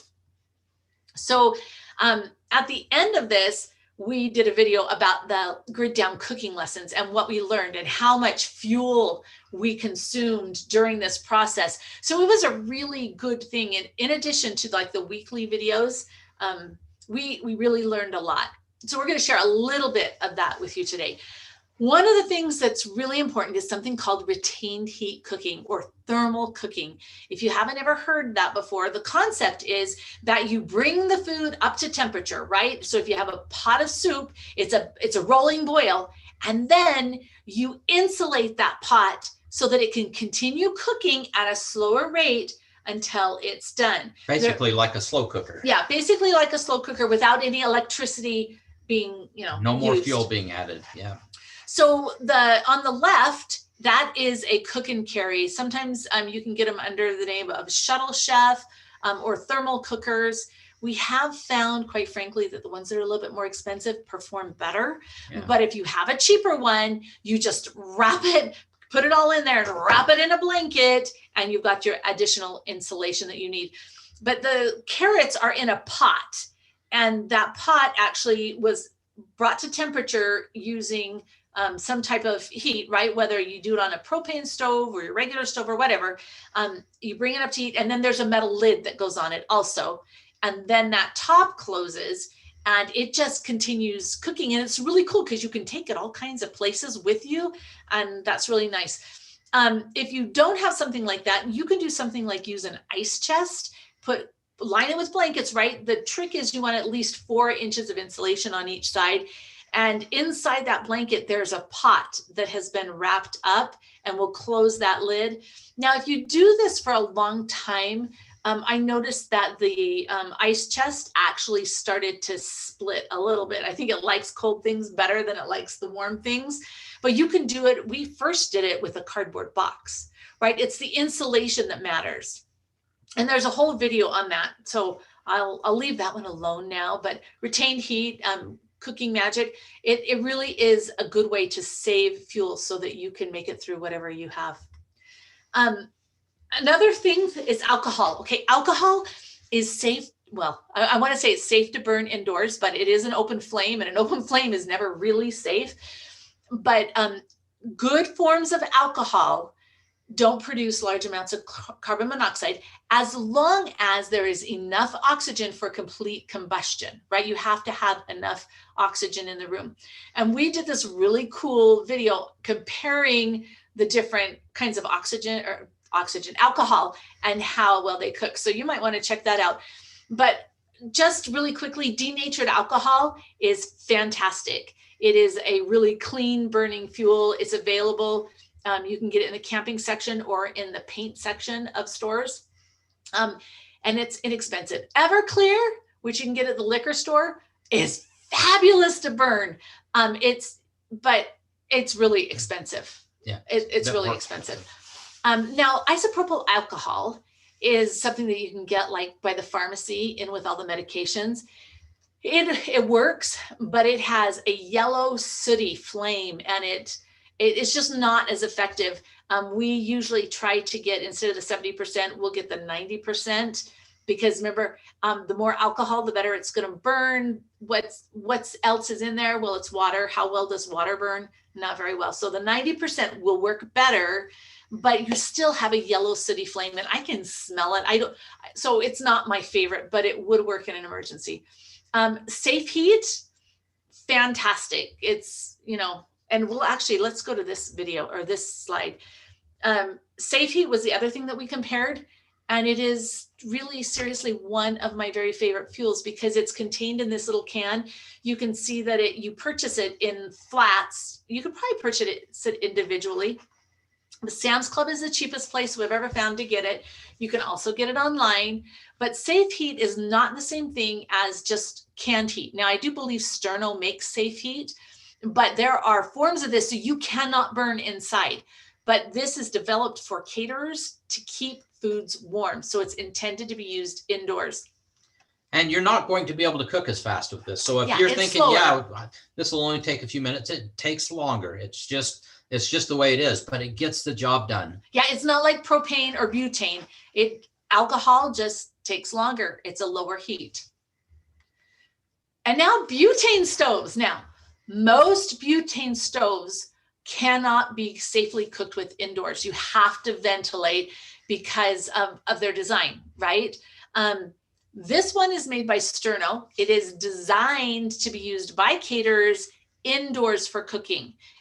It's also sold at Sam's Club in the catering section, and they're not usually much more money than the camping stoves. Not much. But there is a difference between the two. So make sure that you get, if you're intending to use it inside, get the right one. Now, one of the things that, in our 30-day challenge, I loved the stove, because it was a nice hot flame right away. Let me cook really fast. And the thing that's problematic about it is storing the canisters of butane. They're like little bombs, right? I mean, you have to be really careful how and where you store them. So just be really careful, be really thoughtful, don't blow anybody up, and don't store more of this than you need. I would not store a year's supply of butane to cook with this every day. I think that's dangerous. So my personal opinion, but you get to hear that. There's also a video that we go into detail about it. Okay, here's my little baby, my little wood burning stove. It really is a very cool device. They are expensive, but you only have to buy it once. And we actually use it a lot, right? Both just for the warmth, and it's kind of fun to cook. I love the fact that it has the water reservoir on it. But if it is possible for you to have a wood burning stove, what a great resource for emergencies, whether it's a backup heating or a backup cooking. And like I said, I know that in a lot of areas in Utah, we're just not allowed to have these anymore. So you really have to plan for something a little bit different. But if you can, and maybe you'll have to make the drive out to our house if things get really bad up there, right? And you can stay nice and warm with us. Propane. Okay, propane is such a fantastic fuel. It burns really nice and hot. And for the most part, it's very safe to store. There are legal limits of how much you can store. So make sure that you check on those. You can usually find out from your local fire department what those ordinances are. But this is a little oven and camp stove that we have, and it's really fun. The only thing I don't like about this stove is that the stove is kind of high up, and so it's a little bit challenging that way. But wow, as far as cooking, it did a really good job. In the upper left, you'll see that's a Camp Chef that we've had forever, and it still works. And we do all of our canning on it. It always hangs out right outside a patio door because that's what we use. And we don't have an air conditioner in our home. And so during the summer months, Jonathan forbids me from cooking inside. And so a lot of our food is actually cooked either in the solar oven or on that Camp Chef. But just make sure these aren't things that you can just bring inside, right? This is for outside cooking, not inside cooking. And this isn't going to help you in the middle of a winter storm, but solar cooking is amazing. And we do it all the time during the summer with great results. Now, one of the other options that's available to you is something called a rocket stove. And what a rocket stove is designed to do is it takes small sticks and twigs and pieces of debris and burns them very nice and hot and takes best advantage of the fuel. And so these are just 3 different kinds of rocket stoves. There's the Minuteman rocket stove that's in an ammo can, and that one, it cooks really well. You do have to tend it in order to keep it going. The Kelly kettle that's in the lower left-hand corner, I really like the Kelly kettle. It has a water jacket that sits on top of it, and so it'll boil the water, and it's just really nice. The only problem with it is it's just for 1 or 2 people, right? It's small. And then there's the other rocket stove that Benjamin's right there. And notice on this, we've combined 2 things. So we're using the pressure cooker on top of the rocket stove because, I'm sorry, the pressure cooker will cook much faster and use significantly less fuel. And then the rocket stove is the same, right? We're burning sticks from the trimmings of our orchard, right? From when we prune them. And the pressure cookers that are made today are very safe. We talked to a lot of people, and no, I would never use a pressure cooker. They're too dangerous.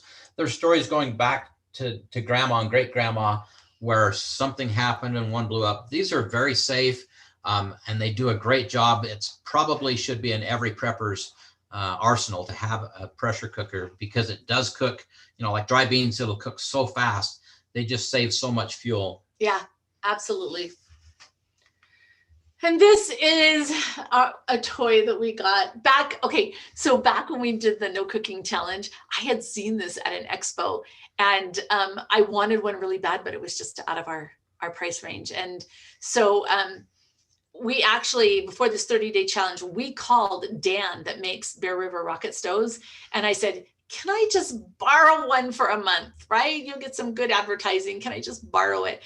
And so we did, we drove and we brought this back so that we could borrow it. And after using it for a month, I had to buy it. I told John, I can't send this back. And the reason why is because it's got this huge oven, right? And it uses very little fuel. It's got these rockets that you have to feed and this huge grill. It's outside only. But what we were thinking is we could feed in our entire neighborhood, right? We could stoke this thing and everybody could bring over whatever it is they had to cook and cook on it. And it's another blessing, right? A blessing to the community kind of thing. So I don't know if Dan has any of these left, but it's just a fantastic design. Okay, now charcoal. There's a lot of people who do Dutch oven cooking, and charcoal stores so safely. Remember, a lot of the fuels don't store safely, but charcoal and wood, man, you can store those forever and you're not going to blow anybody up. And so there's a video we created all about charcoal and how much charcoal to store and how to use it and all that kind of stuff. But you can use it in the traditional Dutch oven, like what you see us cooking with here. There's an EcoQ grill that also you can use charcoal in it, but you could also use debris and cook with it. And then there's this little cob cooker that's just designed to very efficiently use the charcoal. And it's got, you can saute things, and it's got a grill on it. It's a good little device. So pretty much as we're looking at the cooking aspect of it, you want to be able to safely cook. You need to be able to cook indoors as well as outdoors, right? And let me tell you, the people in Texas didn't want to go in their backyard and cook. So something like the Safe Heat or a butane stove that was rated for indoor use would have been such a blessing for some of them to be able to use. Or actually the wood stove would be the ultimate blessing, but not, everybody isn't in a situation where they can have one of those. So we have to work within whatever parameters we have. Right. And never function off of fear, right? We're always operating in faith and sensible decisions and not doing things because we're afraid. So no power, no problem. But one of the keys here is the practice. You've got this if you've practiced. Just practice. Do some of these things to learn about these things, find out what's going to work well for you, and then practice and make sure you know how to use it. And then practice occasionally just to make sure that you don't forget how to use that. Yeah, and that and you have all the right pieces, right? That you're not missing something important. Okay, I loved that commercial at the beginning where they're bored and they say, what can we do? Let's practice emergency preparedness. Well, yeah, put this into your regular life, right? Go outside a little more often and have a barbecue outside, or those portable fire pits. Those are really good for practicing different emergency preparedness stuff and yet making it a fun family event. Right? It's all about everybody needing to know, because can your family take care of themselves if you're not there?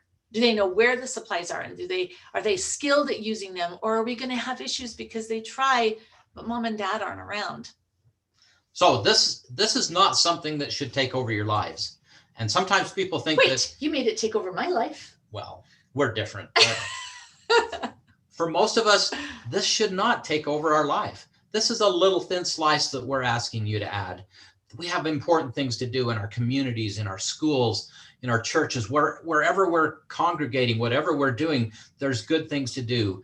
This is just a little slice that you can put into your life that brings tremendous peace of mind and allows you to be part of the solution. It allows you to help not only yourself and your family, but your neighbors and your community. And we are huge proponents of community, helping the community, working together. Together we can get through anything. Yes, I totally believe that. And not everybody has to have everything, right? If we have a network of people that we can share and we can bless their lives, just like that Bear River rocket stove, right? That's not just for our family. That is so that we can be better community members. Go ahead. Okay, I'm doing it. Okay, so our YouTube channel, The Provident Prepper, subscribe to it so that you get the notifications on the new videos that we make. Share it with people that need to know. Our whole goal is to bless our community and help us all become better prepared in safe and reasonable ways. And then we have the providentprepper.org, our website that has a lot of really good information on it. And it also has those action plans up at the top menu. You can see there's a little place with action plans.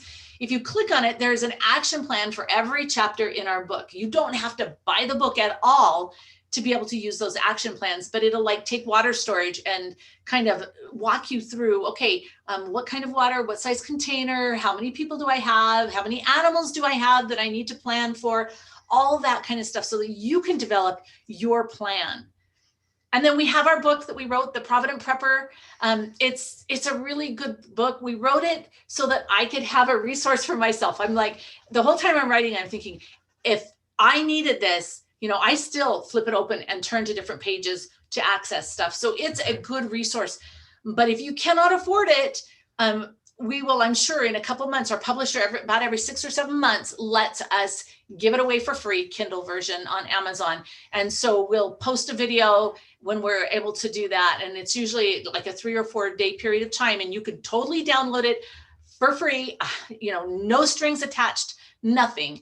And we just want this information out in our community. And again, that was the purpose of this book, is we had so many people saying, it's just all too big for me. I don't even know where to start. And so what we did was broke it down, and that's what the action plans do as well. It breaks it down into bite-sized pieces so that you can look at it and say, okay, I can make progress here and here. We talked about those little steps. Little steps are what will get you there if you have clarity and you have the focus to know where to go, and you're not just so confused and overwhelmed by it all. It can be overwhelming, but it doesn't need to be. Break it down and make it manageable. And you don't have to have a lot of money to be able to prep. There are ways to do it very, very inexpensively. And there's ways to make it cost a lot of money, and all the places in between. So, there's no excuse. We can help you however you need help. So if you need to talk to us, on our website, if you scroll down, there's a contact us page. Just click on it and send us a note, and we will email you back. But we appreciate all that you're doing, and thank you so much for being part of the solution. Yep. Thank you for being here today. That was wonderful information, as was class 1 today. And I do have some questions for you. So let's take just a second. Back on sanitation, what's the best way to dispose of that plastic bag from the toilet bowl after it's filled? Okay, so plastic bags will leak. So you take a bucket, you put the plastic bag in the bucket, right, to transport it out. And it all depends on what's happening in your situation and what your local authorities are telling you to do. It would be really nice if we had a garbage man that was just going to come and pick all that up, that you could just dispose of it inside of your normal garbage. If you don't have a situation like that, you really might have to dig a hole and bury it. But if you have high water tables, you need to worry about who's downstream from you, right? And so there's a whole lot of things involved in that, and every situation is so very different. So, optimally, I'd like to just store it for a little while and send it away with the garbage man. And if it's the middle of winter, you're probably going to have a hard time digging a hole, but it will freeze solid. Bucket, it's just going to freeze into a solid mass. So, if it's a summer and you have to dig a hole, you might have to dig a hole. And again, we have to be sensitive to our neighbors and to our environment. We need to make sure we're not putting that into a place where that's running into a water supply or something. But we're talking about difficult situations, and you're going to have to make the best of each situation. And they do make something, I think it's called a WAG bag, but they're biodegradable, and they're meant to go in, what are the bucket toilets called? I can't think of the name. It's a bucket toilet, right? A Lugabaloo. They're meant to go in something like that. They have a powder in it. It's called poo powder, and it solidifies the liquids and makes it actually so that it can't spread germs, right? And then when you bury the WAG bag, that is biodegradable, and it will all eventually just go away safely. So if you have the financial resources to buy some of those and put those aside, that's fantastic. You can find them at sporting goods stores, right? They're used by backpackers and things like that, and campers. So there's a great way to do that if you do have those resources. Great. All right, we're running out of time here, so just a couple more questions. So are you saying, this is on the Mr. Heater portable heater, are they completely safe indoors, or do you need to open a window for ventilation, which would therefore defeat the purpose of heat when you're using Mr. Heater? That's a great question. Yes, they are safe for indoor use for the combustion portion of it. You do need to supply a little bit of oxygen, because obviously it needs oxygen for combustion. You do need to supply a little bit of air, especially if you're going to be doing it for a while, because it will consume some of that air. And if your house is really tight, you will need to open a window just a little bit. And you're right, it seems counterintuitive. Okay, well, we're going to open a window so we can supply fresh air for the heater that we're trying to use, and it all but you don't need that window open very far to let in that replacement air, but you do need to provide for some replacement oxygen. And part of it depends on the size of your house. Are you in a very small apartment? Or do you have a larger house that, that has higher ceilings? Do you have more oxygen? Do you have kids that are running out of the door every hour and providing you with ventilation, right? Every situation is just so different, but you do need oxygen for complete combustion. Yeah. Awesome, thanks. And then the last question, where do you recommend storing smaller bottles or canisters of the butane and propane? Is the garage okay? The rule of thumb is don't store anything like that in anything you can't afford to have burned down.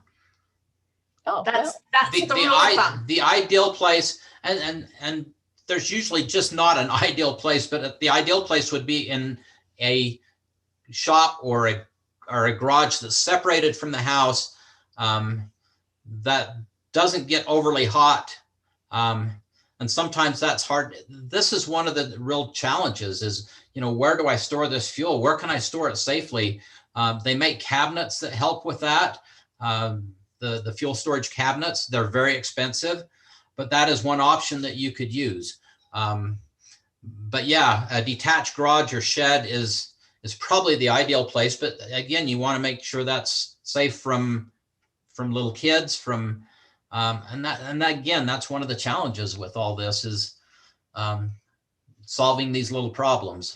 Okay, and I'll tell you how we have solved that little problem. And it's not that you should solve it this way, because I'm not sure it's the best way, but we have a case of the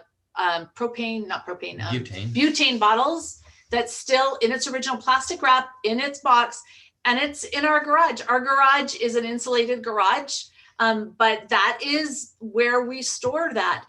We store our propane out in a, what do you call it? It's an outbuilding. Yes, out in the... and in the original canisters, right? Out of sunlight. So that's what we do to solve that problem. And they may want to check with their city municipality ordinances and things like that as well. Right. Yes, and the best place, your local fire station will be able to give you your local ordinances. And please don't ever store anything that is out of legal ramification, right? You want to stay within the law. And the thing to think about is if you do, it is possible if you have a problem, your insurance company may not pay, right? Because you have done something against. So you might want to call whoever handles your homeowner's insurance and make sure what their guidelines are. Yeah, highly likely they won't. John and Kylene, thank you so much for your information today. There just never is enough time. Wade, I'll throw this back to you, but thanks again. Thank you so much. Thank you. All right. Yes. Thank you, Teresa. Thank you again, Jonathan and Kylene. Excellent information. Thank you for sharing your expertise, your experiences with us, and some of your time this afternoon. And I think that's been very beneficial for everyone here watching this today. So that takes us into our next break. And we do have another little short video we want to show you in this break as well. We'll begin at the top of the hour, 3 o'clock, with our next session, Home Hazard Hunts for Earthquake Safety, by two very expert earthquake experts. But this is the 15th anniversary of Be Ready Utah this year. It was created 15 years ago. And so we wanted to kind of commemorate that by interviewing the creator of Be Ready Utah and posting that video as one of our Be Ready Utah prepcasts, which are available on our Be Ready Utah YouTube channel. If you want to go watch any of our Be Ready Utah prepcasts or video podcasts, they are available there at youtube.com/BeReadyUtah. But we have one that we just finished, a portion of it. Actually, we just finished the shooting of it, and we have a little teaser we're going to show you right now.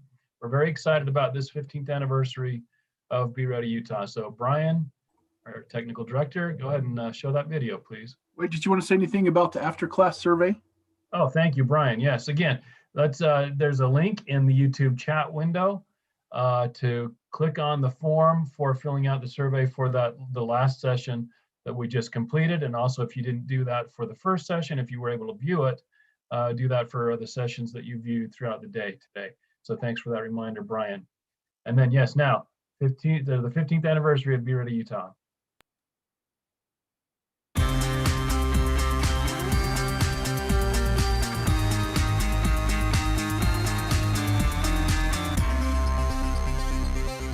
Welcome to this special edition of the Be Ready Utah Prepcast. I'm Wade Matthews, the Be Ready Utah manager for the Utah Division of Emergency Management. Joining me today in the State of Utah Emergency Operations Center is former Utah Governor Gary Herbert, the founder of Be Ready Utah, on this, the anniversary of the program. Thank you for joining me, Governor. Well, thank you, Wade, and happy anniversary. Thank you very much. Yes, today is the day, April 6th, 15 years ago, Be Ready Utah was founded, and it was your idea. So can you tell us a little bit about where did you get that idea? Well, I can remember it well. It was when I was lieutenant governor. My friend, the lieutenant governor of Louisiana, Mitch Landrieu, invited us, other lieutenant governors, and there's about 2 or 3 of us that went, to come and take a look at the devastation that occurred after Hurricane Katrina and Rita in New Orleans. People maybe remember that. It was very devastating. Over 2,000 homes, destroyed or damaged. And of course, New Orleans is below sea level. And so they got these dikes and they were pierced and this filled up like a bathtub. Yes, I think it was the largest disaster in the United States up to that point. I think so. It may be pretty close to the largest even today. It was massive. And we went there and he took us up in a Black Hawk helicopter. We flew around, we saw the devastation. And then I had a chance to talk to Mitch and say, what happened? What didn't happen? And the bottom line was people were not ready. They were not prepared. And the government wasn't prepared. They were hoping the federal government was going to come and give them relief. And of course, that did not happen very well. And so I came back and out of that experience said, we need to make sure that we are prepared for whatever. Earthquake, fire, flood, economic downturn. People have asked me about the Be Ready Utah. Be ready for what? Well, fill in the blank. There's probably a lot of options that can fit in there. And so we developed the Be Ready Utah program out of that event that happened in New Orleans, prompting us to become prepared and Be Ready Utah.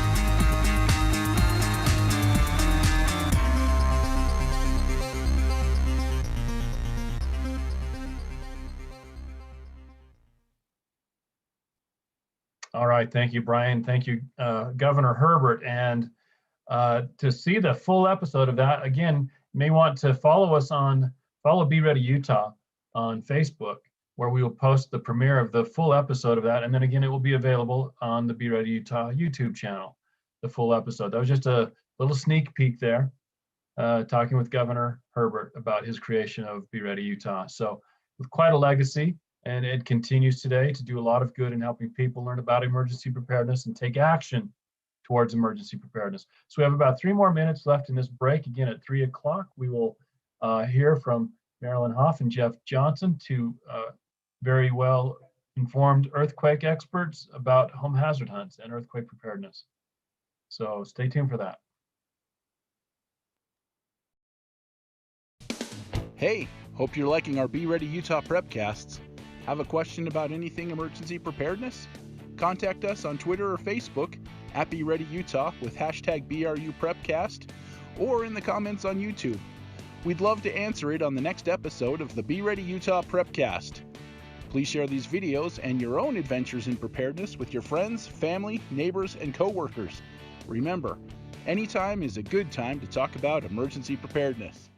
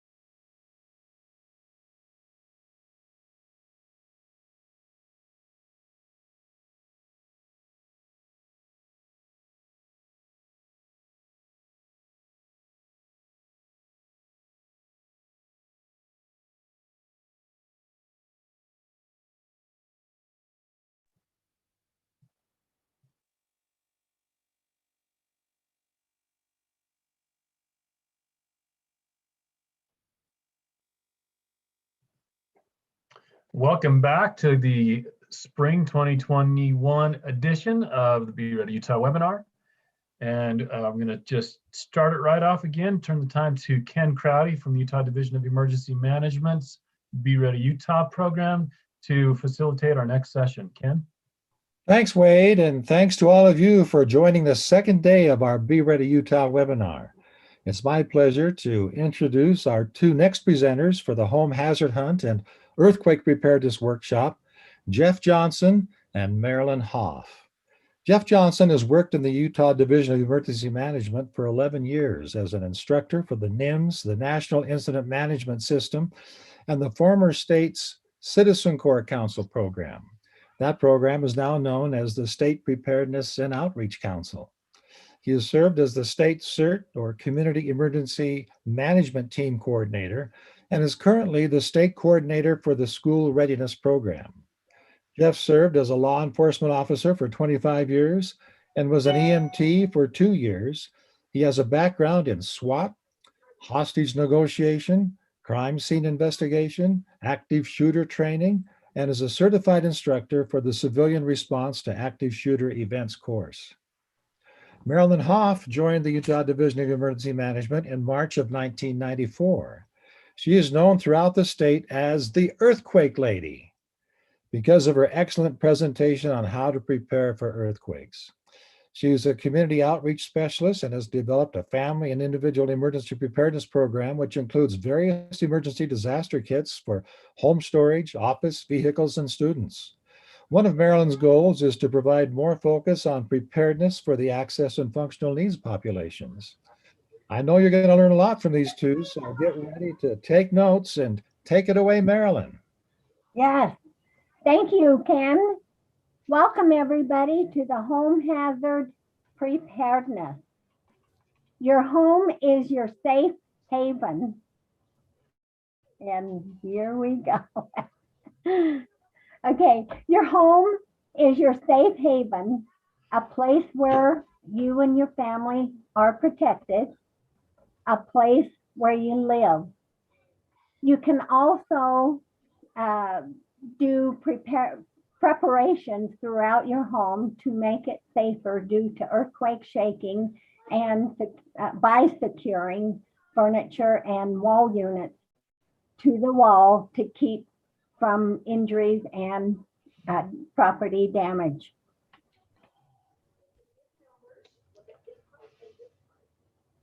This is the Be Ready Utah Home Hazard Hunt brochure. Has a front and back preparedness, things what you can do throughout your home to make it safe.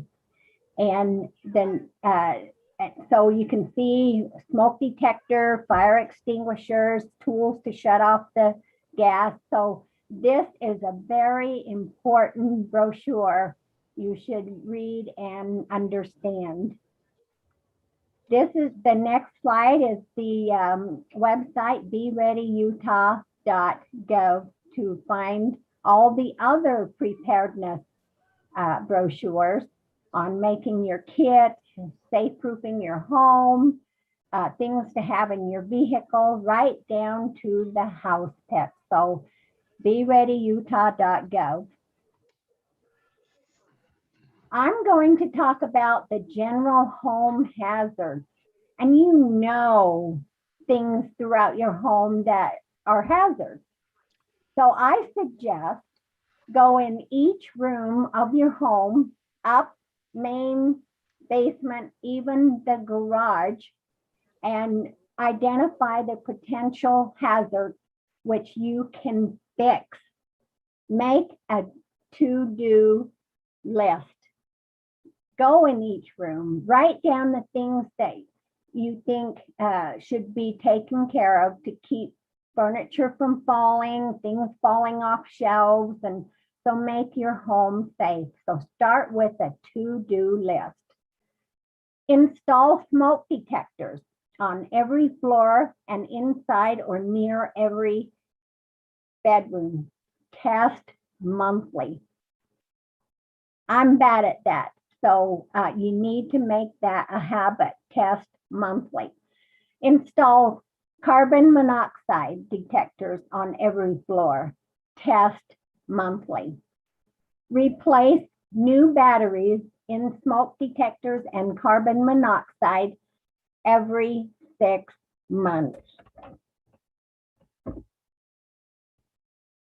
Make sure dangerous products and cleaners are labeled and stored separately from food, beverage, medication.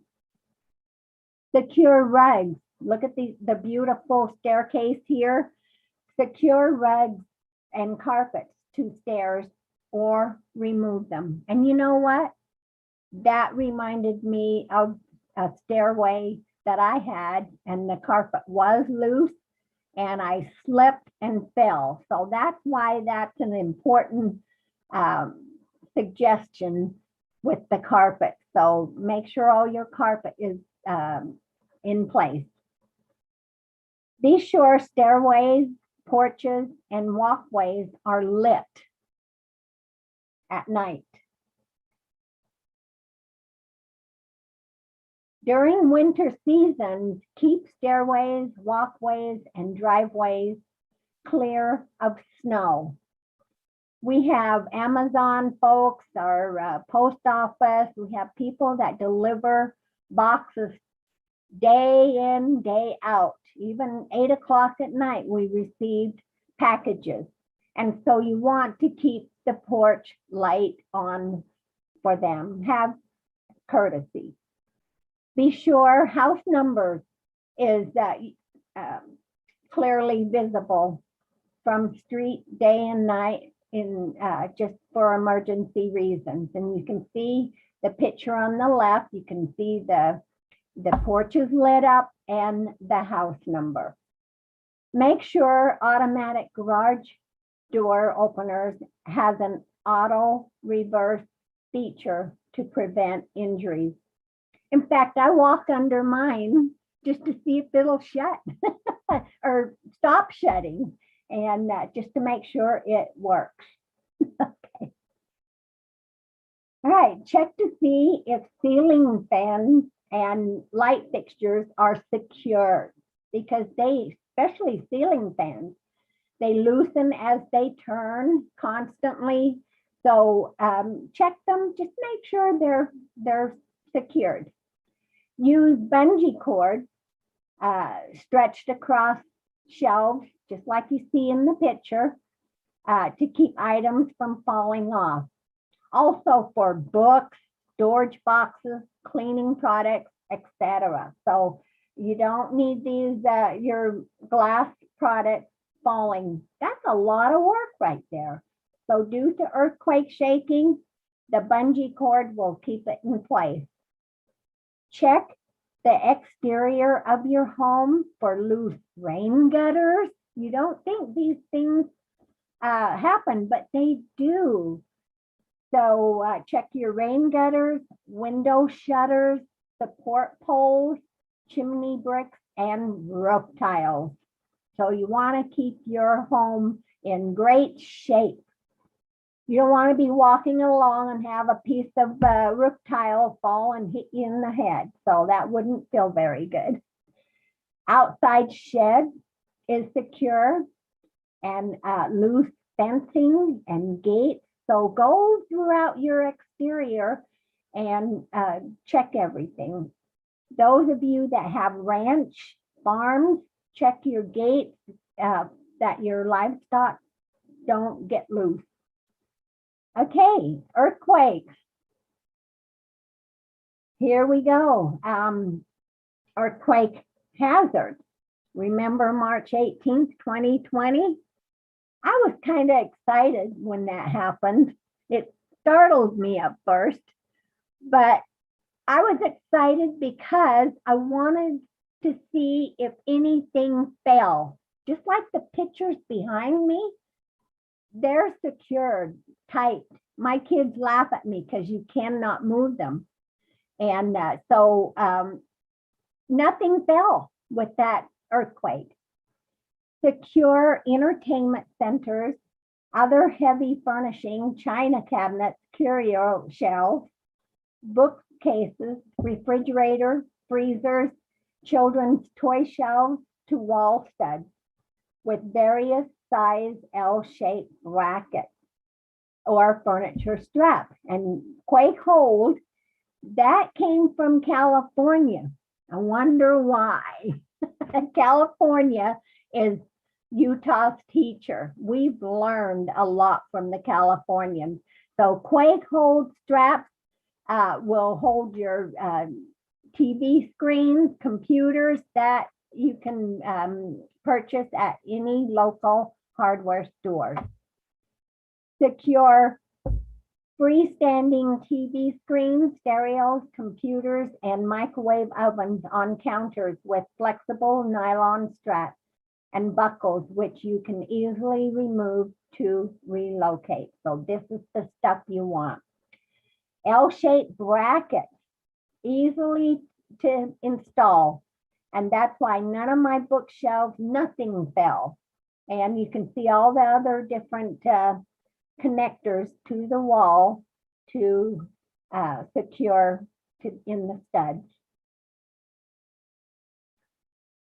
Check door hinges, cupboard hinges, and latches throughout the home. They get loose as you open and close them constantly.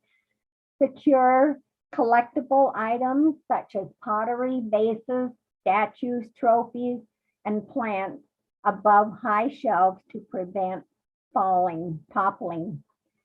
Earthquake putty, museum wax, or quake gel underneath to stay put. So on your left is museum wax, and yes, Quake Hold is the brand name, and your museums do use this because those expensive vases do not need to fall. Rubber grip shelf liner, cut to fit lamps so you don't see them showing, will also keep from sliding.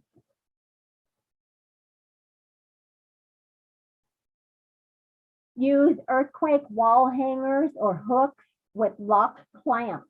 So it's a clamp with a lock on it, and it'll keep pictures from falling. Place Velcro squares on the bottom left and right to keep it from dancing on the wall during earthquake movement. Consider removing objects from above the bed. This is an interesting bedroom with all those nice books that you read at nighttime. And people have shelves above with vases and all types of things. So I suggest decorate with stuffed animals.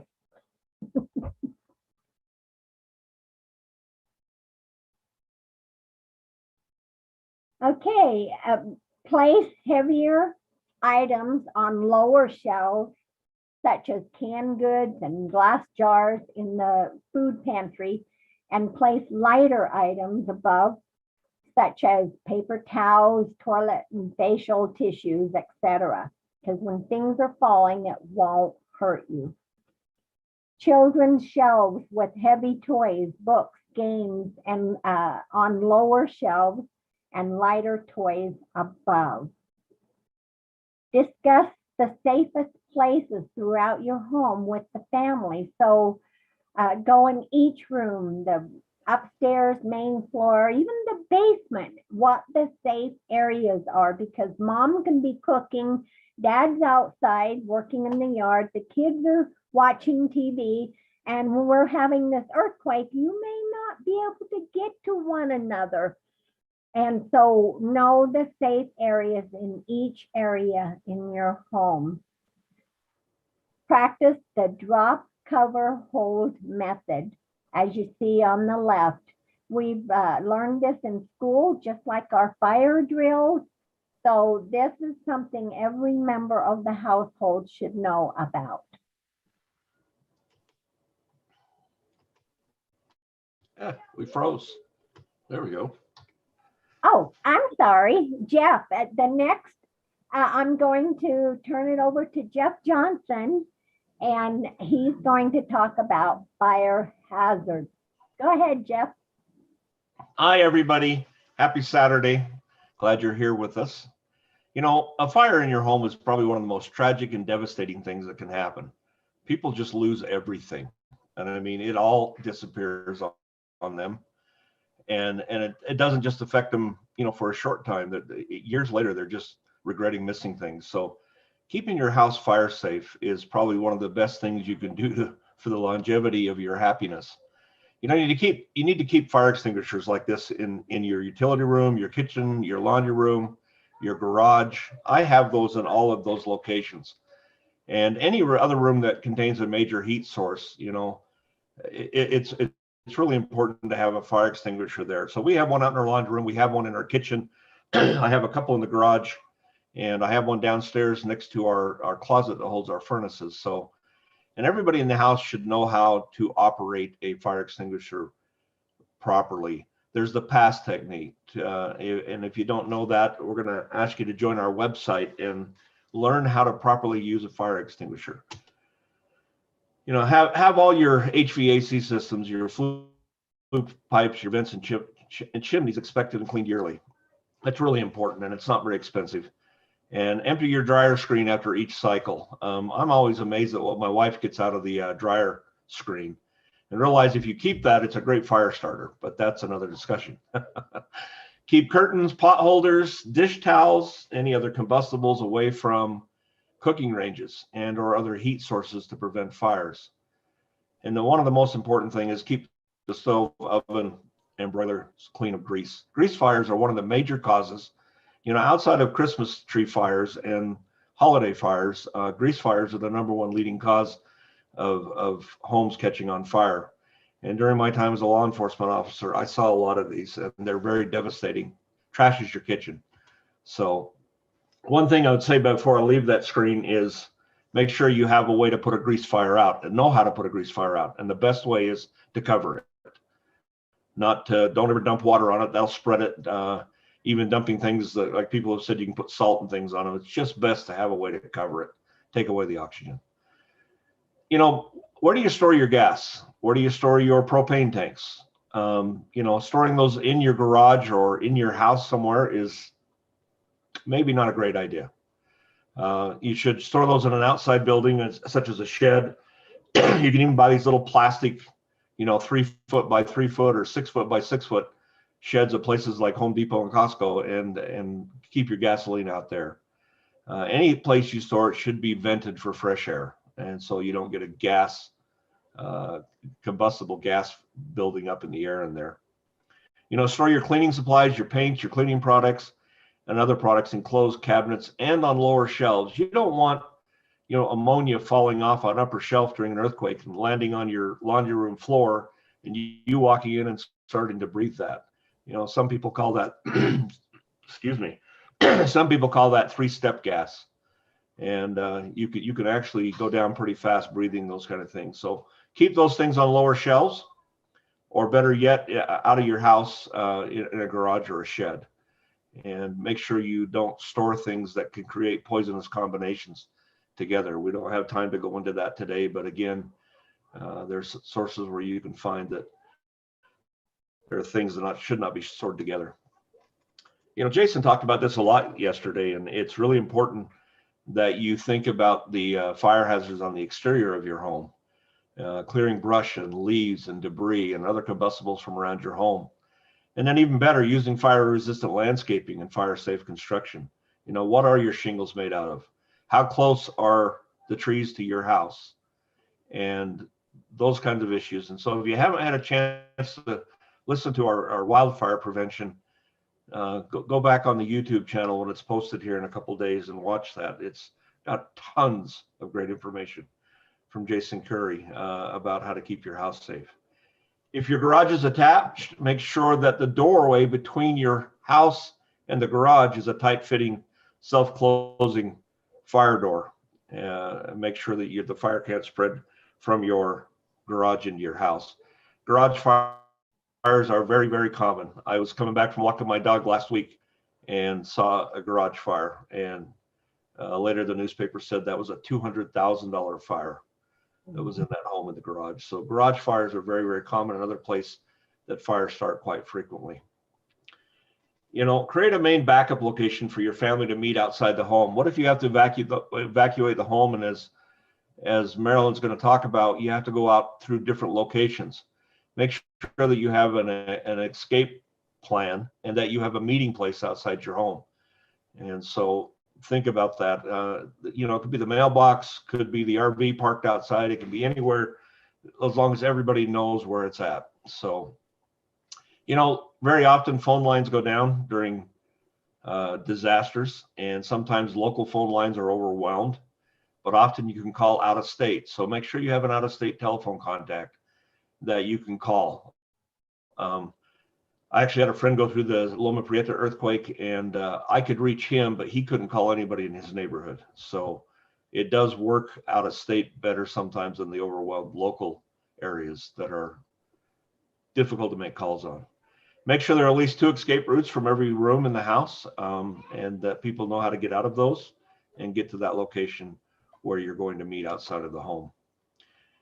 You ever thought about having to do this? What if you're trapped upstairs? There's been 2 deaths in the last 3 or 4 months of people being trapped on second floors in Utah in house fires. So realize having a means to get out of the upstairs rooms is very, very important.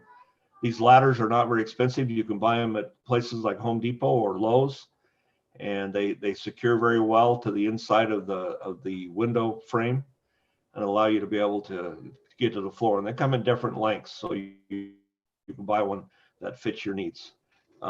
Make sure all of your exterior doors and windows have lock that unlock easily and open easily from the inside. Make sure that somebody doesn't get trapped by a window. One of the fires I went to, they had screwed the window shut as a burglary prevention.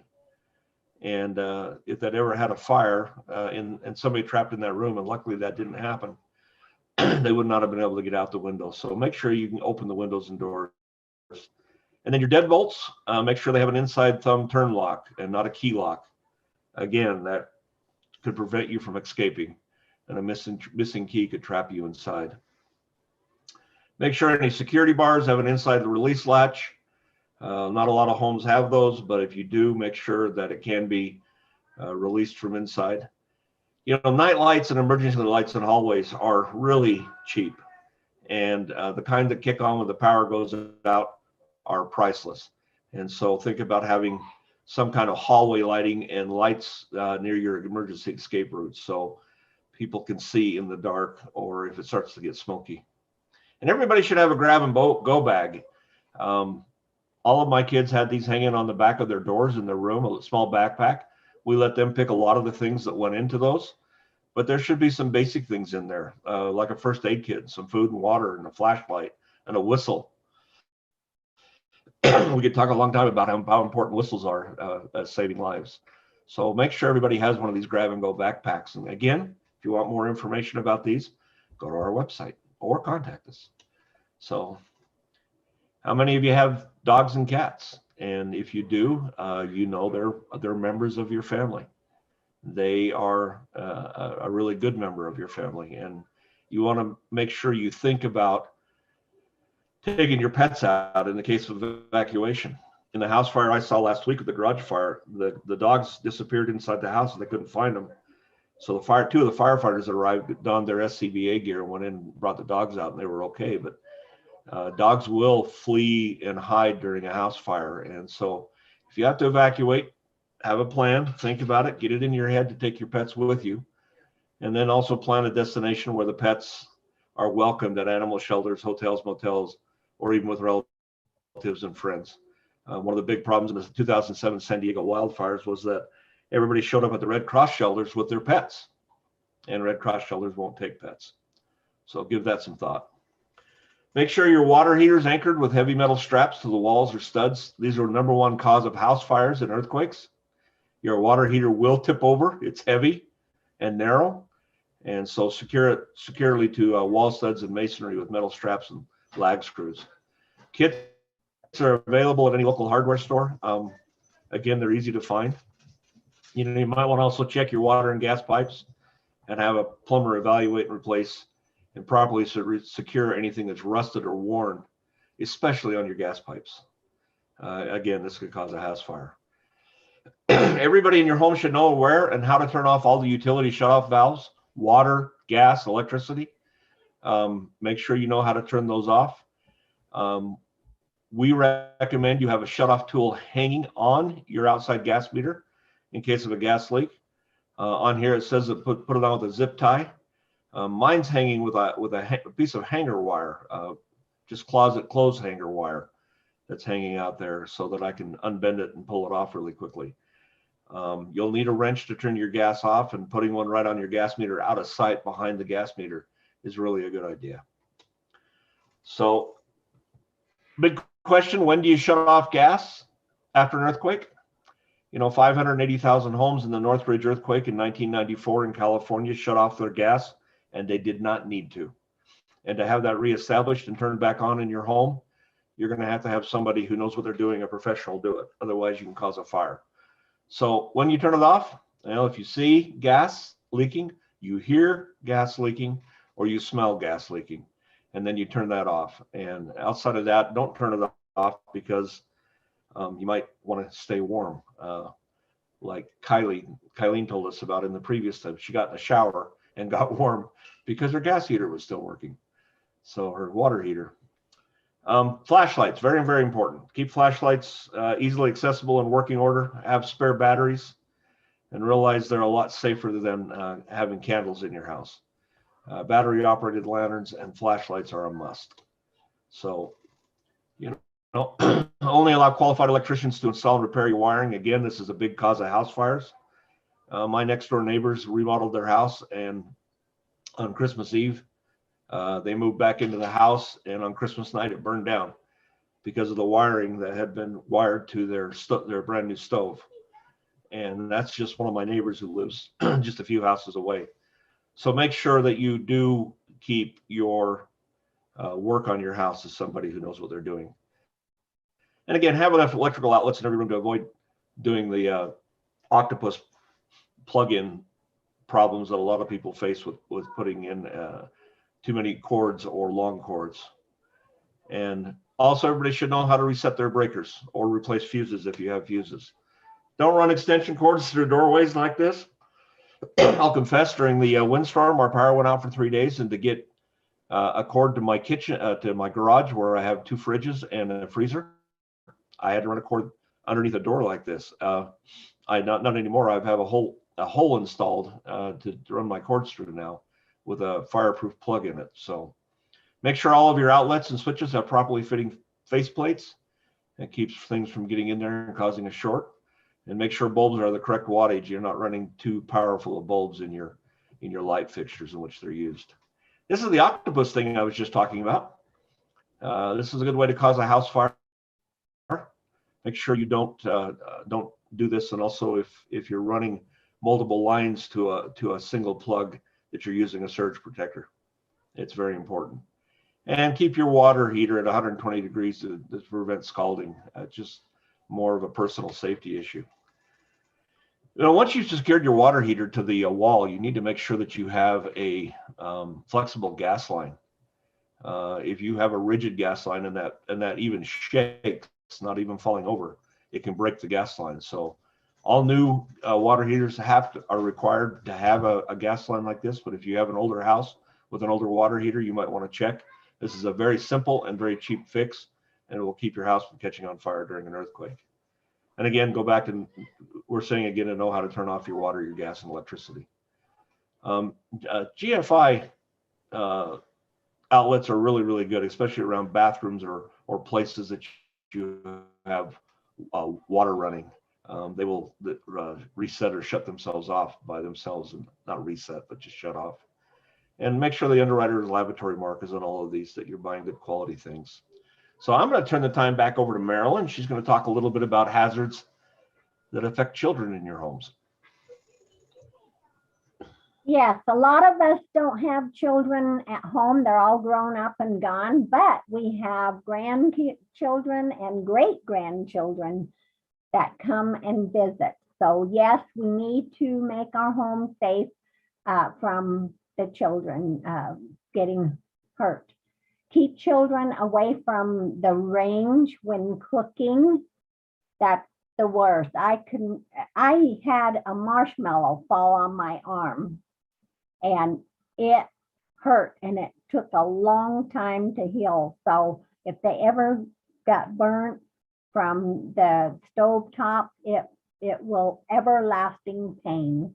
So make sure the kids are somewhere else while you're cooking. Use product safety caps and cupboard locks. I didn't, because I wear long nails and I'm in a hurry and I don't want to break a nail.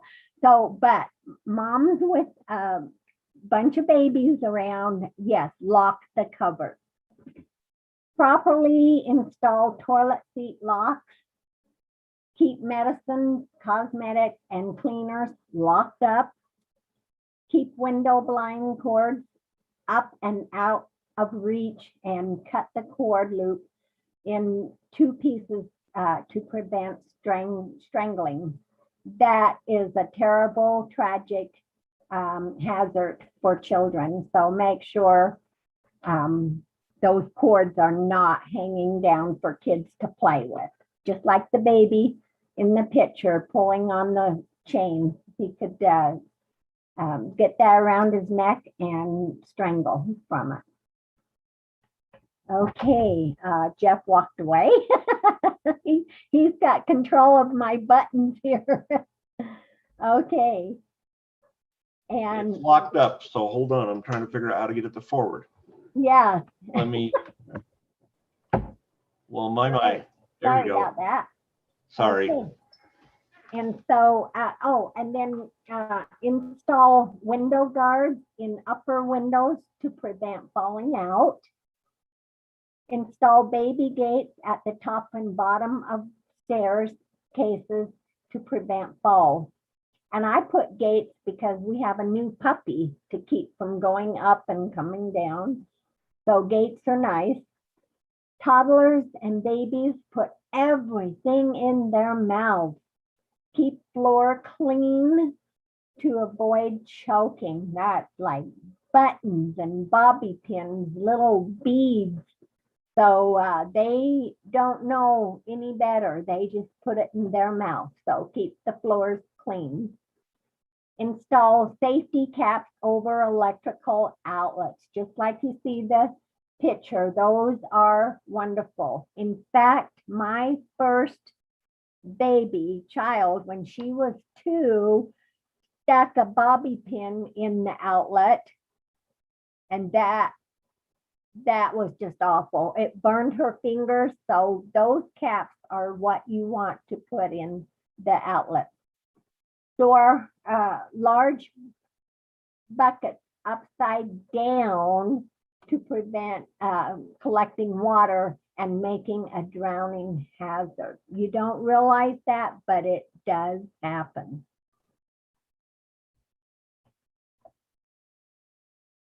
Marilyn, I don't know why this is locking up, but hold on a second. Okay. I know, mine locked up too. All right, this is a suggested tip. Easy liner. It's not just for shelf lining, it's for a lot of use throughout the house. You can line your drawers because every time you open and close your drawer, things slide around, get mixed up. And so easy liner is good to have. It's good for opening jars. I have the round, let's see, right here. 2 rounds. I hold one on the bottom of the jar and then twist the top and it opens the jar. Liner for toolboxes, hold mobile phones in place. Under cutting boards, that's a good one right there. As you're cutting, your board sliding around. Garage shelves, drawer liners. Miss Bell here. Oh no, pantry shelves. Place underneath items to keep from sliding. So rubber grip is good for that. Prevent breaks between dishes. Under throw rugs, keep seat cushions in place. This stuff works. Under tablecloths, because your tablecloth gets moved around.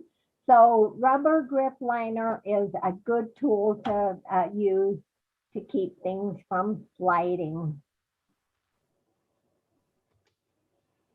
Okay.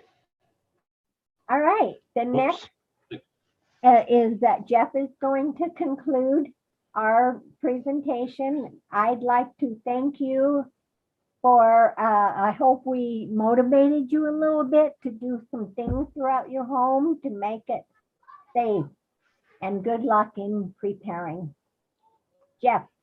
Yes, thank you, Marilyn, very much. Marilyn's our earthquake expert on all of this stuff, and she will come out and do presentations to any kind of community or religious groups, school groups about earthquake preparedness. And so there'll be a slide here with her contact email on it. And she is kind of known as the earthquake lady throughout the state. You know, our houses are our castles, and I don't think as far as material things go, there's very many things more important than what we have in our homes. And it is your safe haven. When things get rough in the world, this is where we come to be with our loved ones. And it's a place where we should be protected from the outside things, but also we might need to be protected from ourselves. And you need to understand that there's this place where you live needs some constant care and concern given to it, so that it doesn't get damaged during an earthquake, it doesn't burn down, it doesn't become a place that has a hazard where you can trip and fall or get hurt.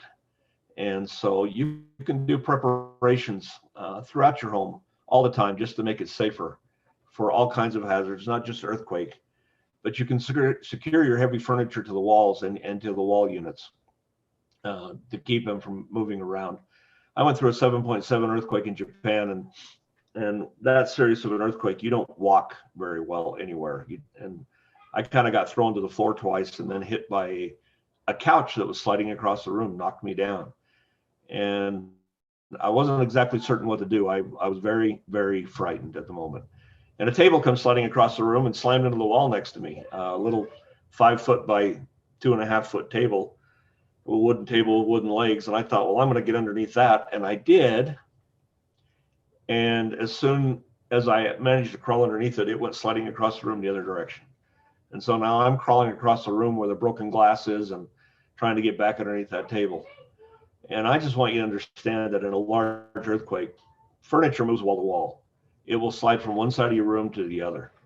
And depending on where you're at and in relationship to the earthquake, you know, it's going to move either laterally in your room or longwise, or even diagonally across your room, depending on which way the shaking's coming from. And so you can kind of figure out in relationship of where you live to the closest faults and maybe think about where the shaking might come. But even where I live in Weber County, the earthquake could be in Davis County. And that would change the direction that the P waves and the S waves are going to hit my home. So just realize your furniture is going to move around in your home. And some of it's pretty heavy. And like the couch that knocked me down, that's not a fun thing to go through. So think about securing your heavy furniture, your wall units. Walk into your bedroom today or tonight and look around and say, what could fall on me? Is there a fan to the ceiling? On the ceiling? Do I need to work on securing that better? Because that could swing down and hit me.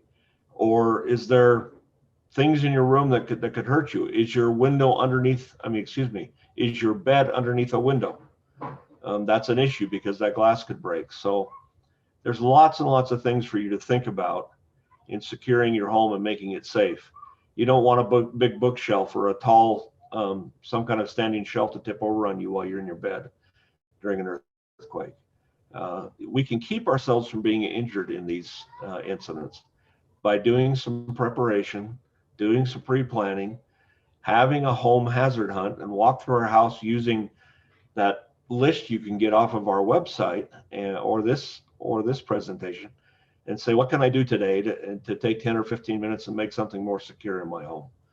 And as you do that, you will keep things from falling and hurting people during the earthquake, or even might even keep your house from having a fire or somebody tripping and falling. So these are important things to do. Like again, this is kind of more of a lifestyle than it is a project. You're going to need to do this probably in increments, and there's lots of things to think about. And so don't try to tackle it all by Sunday night tomorrow night. But at the same time, have these kind of things in your head and look for ways to make your home safer. And with that, I'm going to turn the time back over to Wade or Ken to see if there's any questions out there. Yes. Can you hear me okay, Jeff? I can. One question just came through, and that is about storing medicines. Are there special lock boxes or safes or anything that you're aware of that could be used for storing medicine? Yes, there are. Marilyn, do you want to take this? Or do you want me to? You go ahead, Jeff. Yeah, there are. You can actually talk to any pharmacy, and they're well aware of it, and a lot of pharmacies carry them.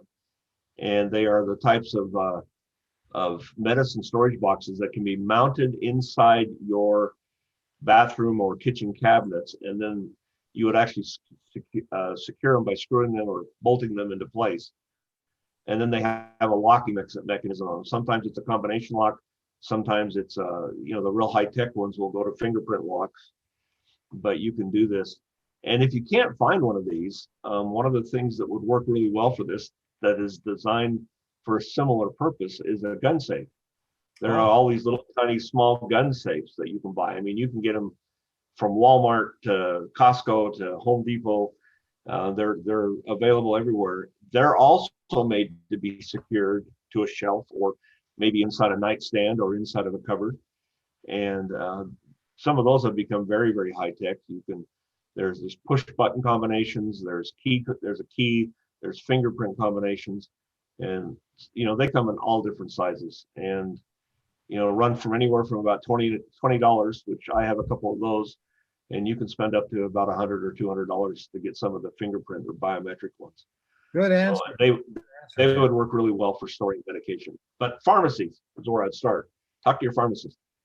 Jeff, this is another question for you. In your experience with the Japanese quakes, what was the one thing you wish you had done or prepared for? Anything special? There are two things that come to mind really quickly, and possibly a third here. But I'm going to tell you the first was nobody taught me to drop, cover, and hold on. I had nothing to do, no idea in my head what to do. I went through some smaller quakes before the 7.7 hit, and they didn't frighten me that bad, but that 7.7 was truly terrifying. And honestly, standing there next to that couch, I did not know what to do. Teach everybody that you care about to drop, cover, and hold on. And not only that, like Marilyn said, go through your house and see where the safe spots are in your home. Where can I get to that's safe? Because you don't want to be next to breaking windows that are shattering into the room. You don't want to be next to the kitchen table, which is going wall to wall. So drop, cover, and hold on would be the first thing I'd say. But the other thing was, we were missionaries, so we did not store food. Our food got ruined in the earthquake. The water was shut off. I would tell you that unless you want to be very thirsty and hungry, and between Monday and Friday, I only got one drink on Wednesday night. So store water and food is the other thing. And it's stored in a place where it won't get damaged. Secure those shelves and put bungee cords on them and make sure that the heavy items are on low shelves. And you want that food afterwards, because we went from Monday till Thursday without getting any food, and then really sporadically found food after that. And you can prevent all of this by making sure your food doesn't get destroyed during the earthquake, unless you want to be thirsty and hungry. Good answer, Jeff. The next two questions are for Marilyn. Marilyn, the first question is, how did you become known as the Earthquake Lady? Oh, goodness. Well, I traveled the state of Utah giving preparedness presentations. And I was down in Richfield, Utah in 1995. And with my presentation, I demonstrated an earthquake with a house model. In fact, it was my daughter's dollhouse. And so I demonstrated an earthquake with it, and the real sound of a California earthquake. And the students of the Red Hills Middle School, they just loved it. I don't know if they thought it was cool, all the furniture fell and everything. So they wrote me thank you notes, and they had pictures of a house and chairs falling, and they had the title as Earthquake Lady. So I thought, gosh, that was cool, you know. So I went back to the office and I was telling everybody, I'm the Earthquake Lady, and they were like, oh. So I've been the Earthquake Lady since 1995. And it all started with Red Hills Middle School. How about that? Yes. Hey, Ken, I got to just pitch in here. I met Marilyn in 1996 doing an earthquake presentation, and that's how she introduced herself, and that's how we came to know her back in 1996. Yes, yes. Second question for Marilyn. What would you recommend a person could do to develop a mentality of preparedness, to think about and take preparedness actions more often? What would you suggest somebody do to develop a mentality of preparedness, Marilyn? Gosh. And Jeff, you can chime in on this too. Yeah. What would you say, Jeff? Mentality. I think anybody who's listening right now is on that path. If you're going to spend time learning about this, and you're going to spend time studying about this and reading about it and listening to experts, you're on the path. And as you become more and more aware of things you need to do, and we don't want anybody to take this to the extreme. This is just a lifestyle that you want to keep yourself and the ones you love safe. It's about saving your lives and making your lives easier. In the previous two episodes today, one of the things they talked about is it's just to make your life easier. When your toilet's not flushing, what do you do? How do you go to the bathroom? You know, it's just learning about those kind of principles, not just storing some food and some extra water and have a little cash. But what do you do when you have a potty problem? I mean, don't want to do potty humor here, but that's serious stuff. And you got to figure out what to do in those situations. As you attend these kind of seminars and webinars, as you read about this, as you get on the internet and social media and learn about things. And I would highly recommend you to tap into Be Ready Utah social media that Brian Stinson puts together. There are daily and weekly reminders and guides that come out on Facebook and Instagram and on Twitter. And they're just little things that take you 5 seconds to read and get your mind thinking about those kind of things and developing a lifestyle and a thought process that will keep you safe. Well said, well said. And we're about out of time, but either of you have any final thoughts that you'd like to give before we turn it back to Wade? Anything either of you would like to say? Yes. Thank you for answering, Jeff, on that, because I'll add to that, it's peace of mind. When you do preparations throughout your home for home hazard, to make your home safe, to keep from injuries and property damage, by doing these actions throughout your home, it's peace of mind. And every home is different. So do what will fit your home. Make it safe for you and your family. We do not want any injuries due to earthquake in Utah. Thank you. Thank you. Go ahead, Jeff. I'll just pitch in really quick to say, when the power went out in our house for 3 days in the windstorm last fall, yeah, it was inconvenient, and it changed the way we lived all day long. But you know what? We were ready. I was like, we got this. There's not a problem. I went and got my generator out and kept my refrigerators and freezers cooled down, and we didn't really need anything. And I have a wonderful wife. If you walked into my food storage room, you would say, wow. In fact, she's complaining right now there's not enough room to walk in there. So, you know, it's the peace of mind. I was not worried when the power went out.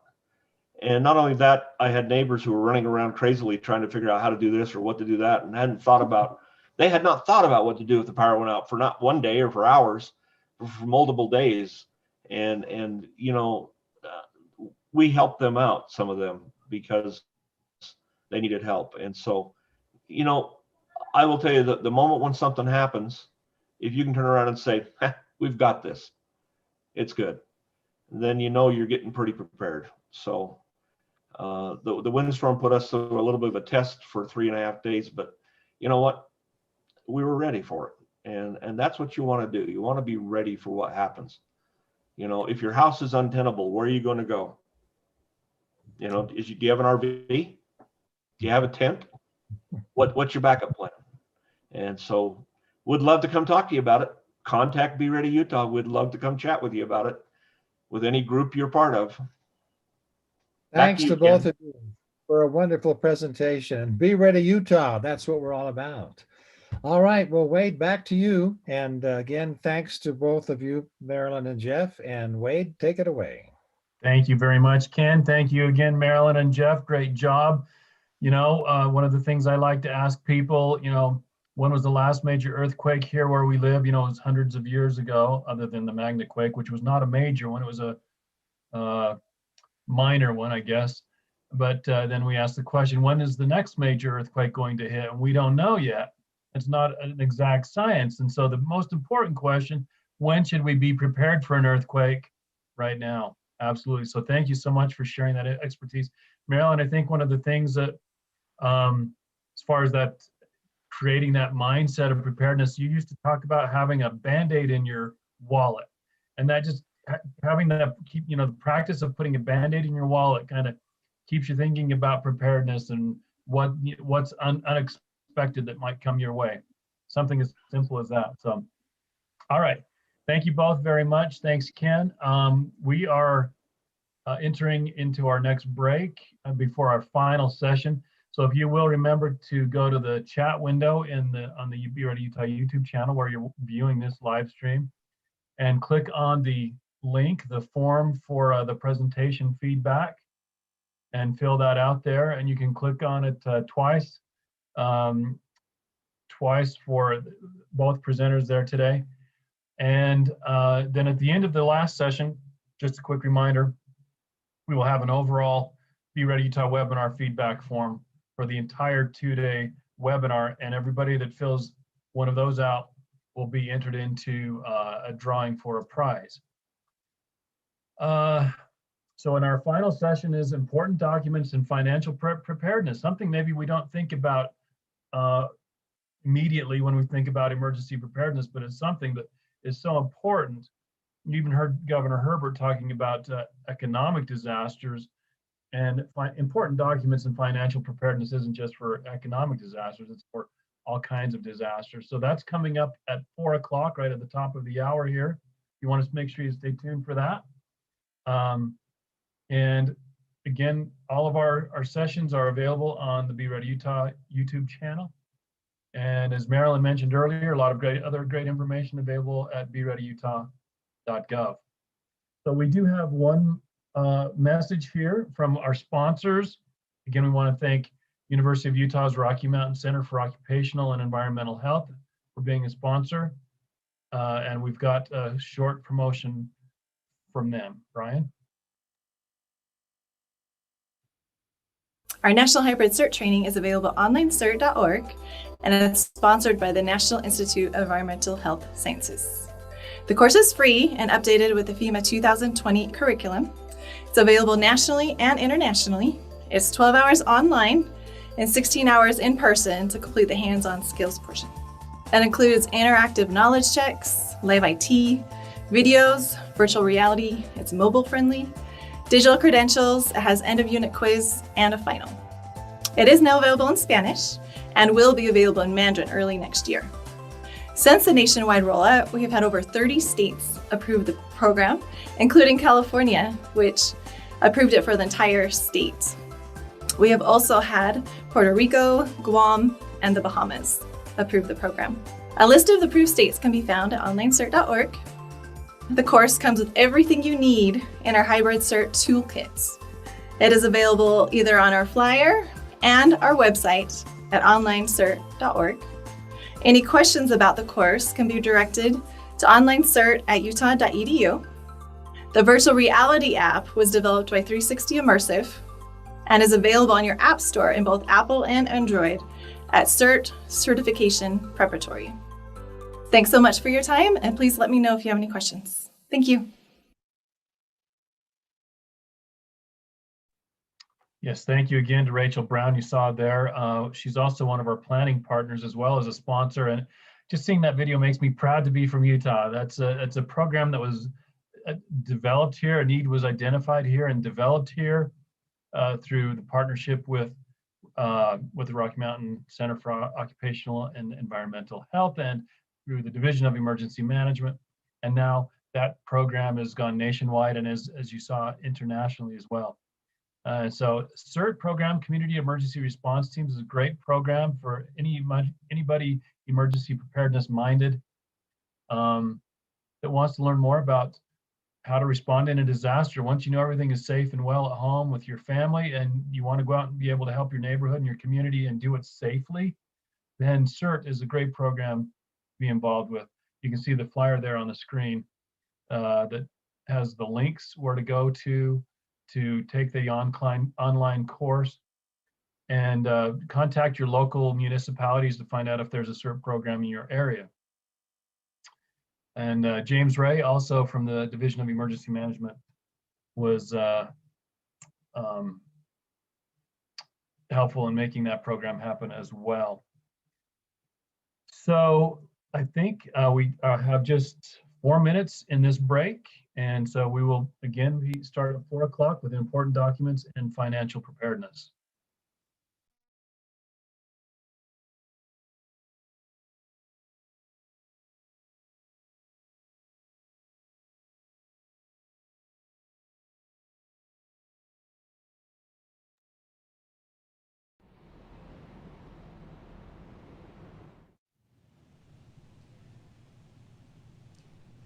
I don't know. I can see good possibilities either way. What do you think? You know, I don't know, but I'm going to make an executive decision. Let's order the chicken. I agree. Governor, what's that under your desk? Oh, that is my disaster supply kit. I keep it under my desk so that in case of a disaster, I have the necessary things to help keep me going until I can get home. Huh. I should do that.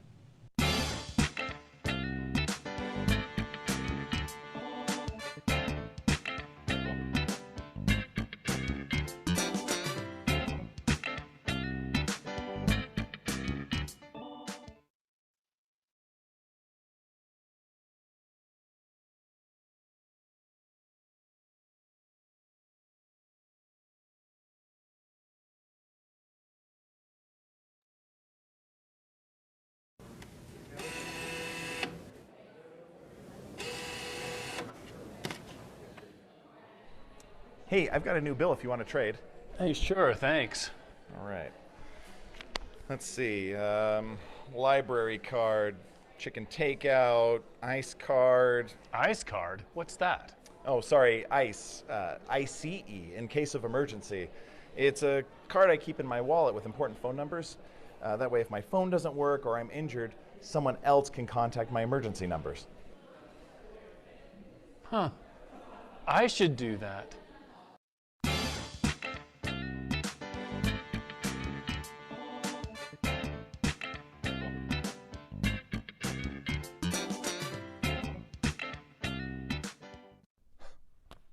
This is a photocopy.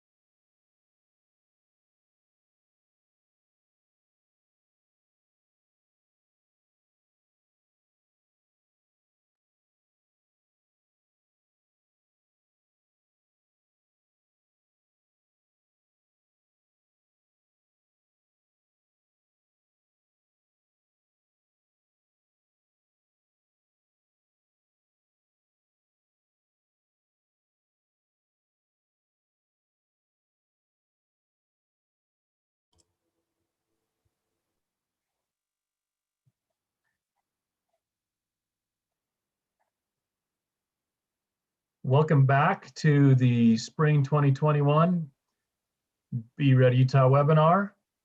And we are entering into our final hour. And it'll be my pleasure to introduce our final speaker today, our presenter, Teresa Hunsaker, with whom we have been partners for many years. And I can tell you a little bit about Teresa. She's a USU Extension Service agent in Weber County. And she's been doing that for many years. I don't know how many years, but in many of those years, she has been our partner here at Be Ready Utah in promoting emergency preparedness around the state. She was one of the founders, if not the founder, of the predecessor to the Be Ready Utah Expo, which was the Utah Prepare Conference and Expo, which went on for many years. And then through our partnership, we kind of melded that into the Be Ready Utah Expo, which we've held for a few years recently as well. It unfortunately was canceled due to the pandemic last spring, but we are anticipating holding a next in-person Be Ready Utah Expo in spring 2022. And that's all largely due to Teresa Hunsaker's efforts and her insight and her planning and foresight in seeing that need. And so we've enjoyed that partnership with Teresa and USU Extension for many years. And Teresa, I'm sorry I don't have your full bio, but if there's anything else you'd like to add, please feel free to do so. But we're very excited to hear Teresa talk about important documents and financial preparedness. Teresa? I am happy to be here and happy to partner with Be Ready Utah, Division of Emergency Management, Red Cross, and all the other folks. Thank you, Wade, for that introduction.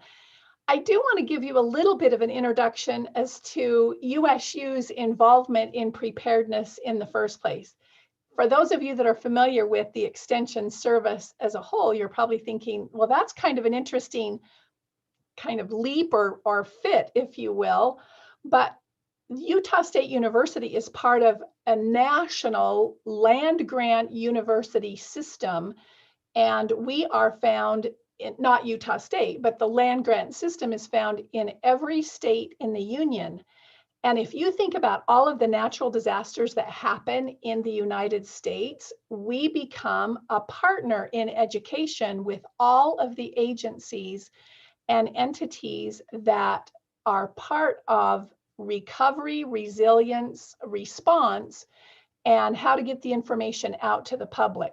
Our whole goal in Extension is to help families and individuals where they're at with the needs that they have at the time.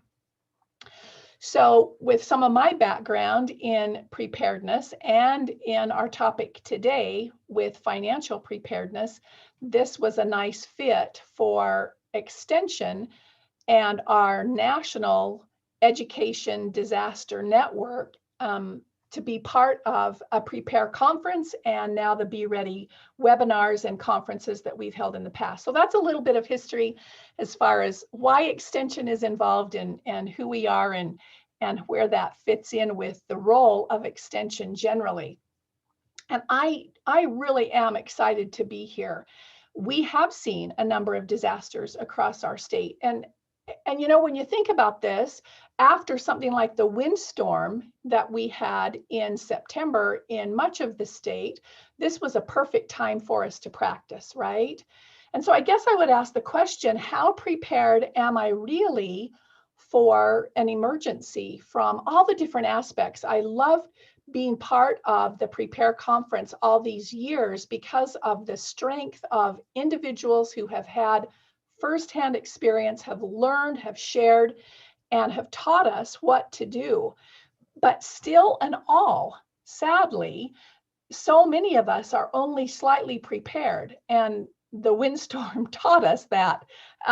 Unlike Jeff, there were many people that couldn't say, I've got this, right? There were many people that were panicked, that definitely led to some concerns.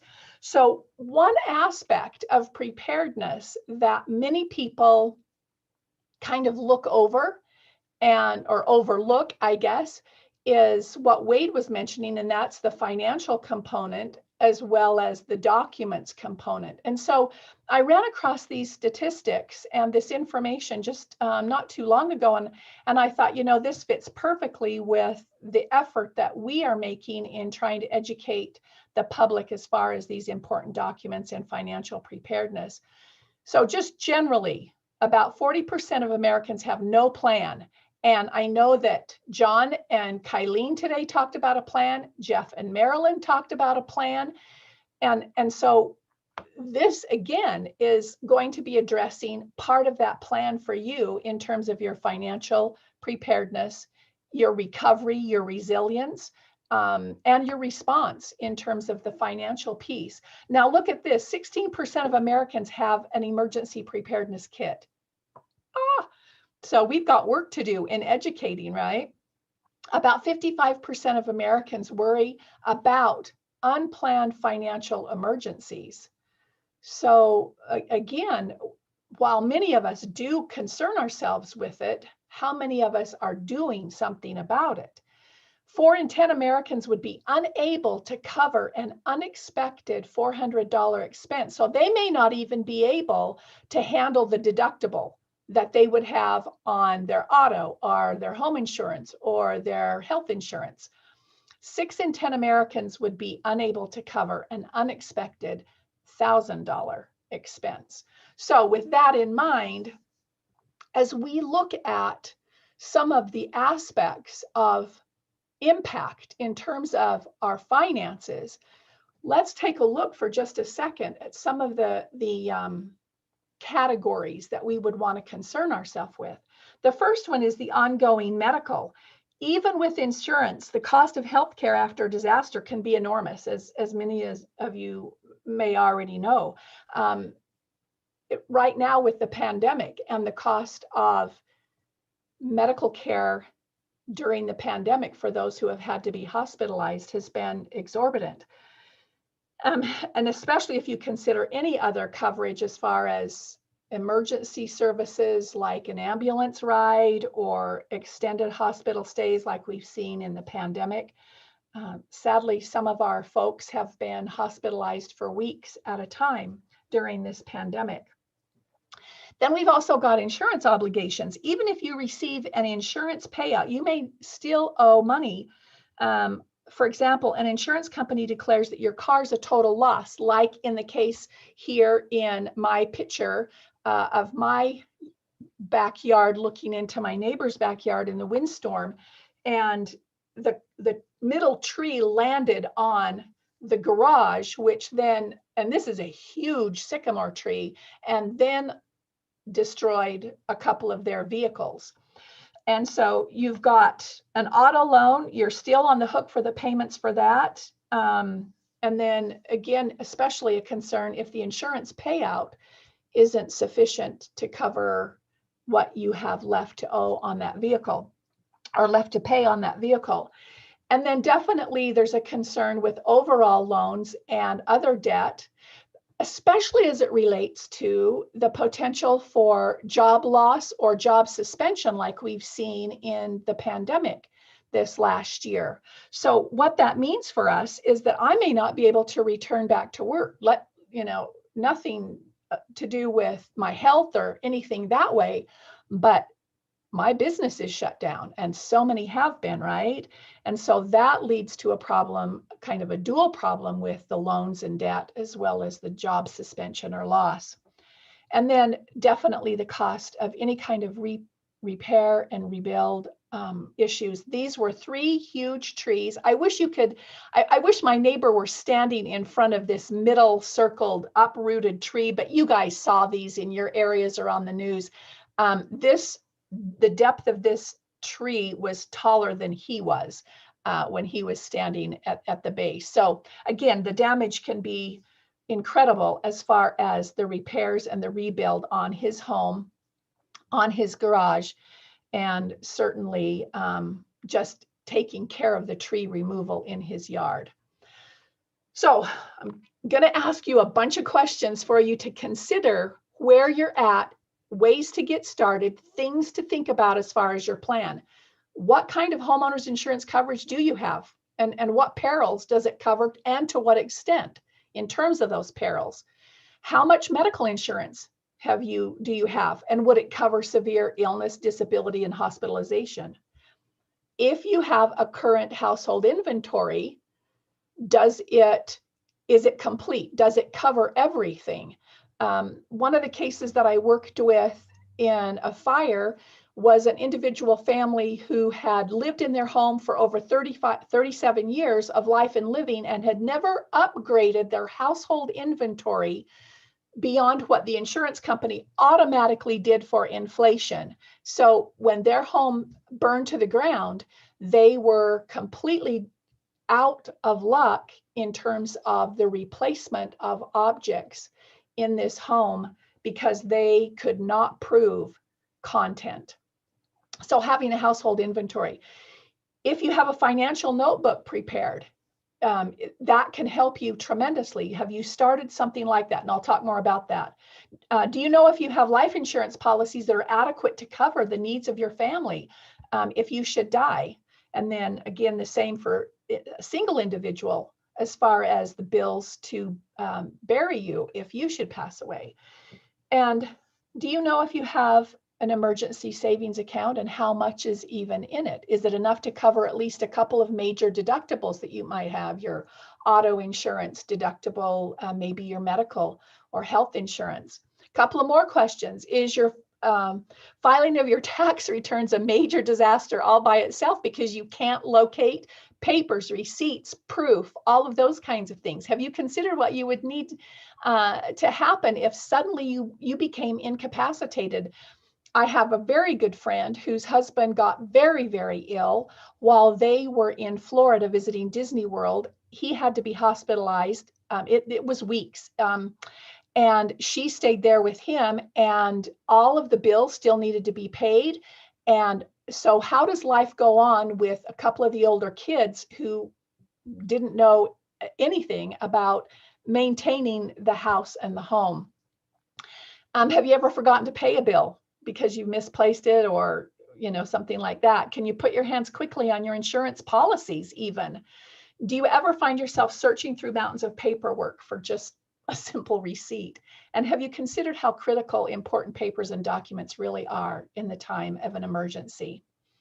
So why the plan then? The plan is for being able to save hours of worry, to help you be able to have that peace of mind that Maralin mentioned at the very end of her presentation just moments ago. Definitely the financial piece here, by having a systematic plan in place and think about the cost of things engaged and potentially impacted by major disasters and, or in the case of the pandemic, financial loss. Having a systematic plan can help me in financial recovery. So our whole focus and our whole emphasis as part of this is to help us respond, help us to be resilient, and help us to recover. We want to be able to, through a systematic plan, protect our property, our health and our life, our family and loved ones, definitely our money, and definitely our identity and our records. So all of this now boils down to important documents and how we can maybe start to put together a plan that would help us. So if you will just think for a second with me about two parts of these documents. The first one is if I am at home, stay at home, organized with my documents, okay? The second piece to my important documents and my financial security is going to be the component of if we had to evacuate. And Jeff mentioned this, as others have mentioned, the evacuation piece. What do I do? In the case of a number of my neighbors in the windstorm, they were not able to be back in their home. Trees literally fell on their home, destroyed their home. The neighbor right through my back fence was out of the house. They could not safely live in the home, as well as a few other neighbors in my area. So evacuation. So I'm having you look at your preparations for your paperwork and your financial preparedness from being able to stay at home and what I have organized generally at home, as well as what I would need to take with me in an evacuation. So the first place to start in either one of these scenarios is the major document look. Where are things? Do I have them? Have I started to collect them? Do I have a filing cabinet? And then to start breaking down the piles by category, things that would relate to medical and health insurance, as well as maybe my own medical history, especially if you have any kind of prolonged, chronic, or ongoing health issues, concerns, medications, that kind of thing. Then your financial records, as well as then your personal records. And then when you've got those categorized and kind of in a stack or place or whatever, replace lost documents and start now while things are at peace, if you will, to replace any of those lost documents and to go to the sources for those, whether it's your birth certificate or your social security card or anything like that. Along with then this process of collecting is the question of where am I going to store this and how long am I going to keep it and all of those kinds of things, which I will get to because I know that's what's been kind of itching at the back of your mind as well is, okay, now I'm getting it all together. What am I going to do with it? And then also, have you started or will you start an emergency savings account and then start to add to it more consistently every single paycheck? Be more diligent in building a little more hefty, if you will, savings account. Our recommendation, and the pandemic has taught us this, 3 to 6 months of very basic living expenses. And I know that that number may scare a bunch of us. But again, if I'm systematic and if I'm consistent and I plug away at it a little bit at a time when it's non-emergency situation, then I'm obviously going to have more peace of mind and financial security when I need to draw from it. And then identify any top priority documents as far as where I'm going to store those. So what to keep? In terms of your financial records, you'll want to keep savings account statements, mortgage papers, loan papers, credit card statements, retirement, will, deeds, titles, insurance papers, all a category in and of itself. Definitely taxation and your current tax year needs, receipts, as well as storing 5 to 7 years of past tax returns. Anything that's related to contract work is going to be part of your obligations for important papers to keep. So water, internet, utilities, lease agreements, rental agreements, adoption papers even. Identification, again, this is part of your personal records, but passport, travel visa, fingerprints, military papers. I'm going to help you divide this down where to store it in just a second. Don't panic because you're starting to, I know. Copies of driver's licenses and your social security card. Hopefully none of you are carrying your social security card in your wallet.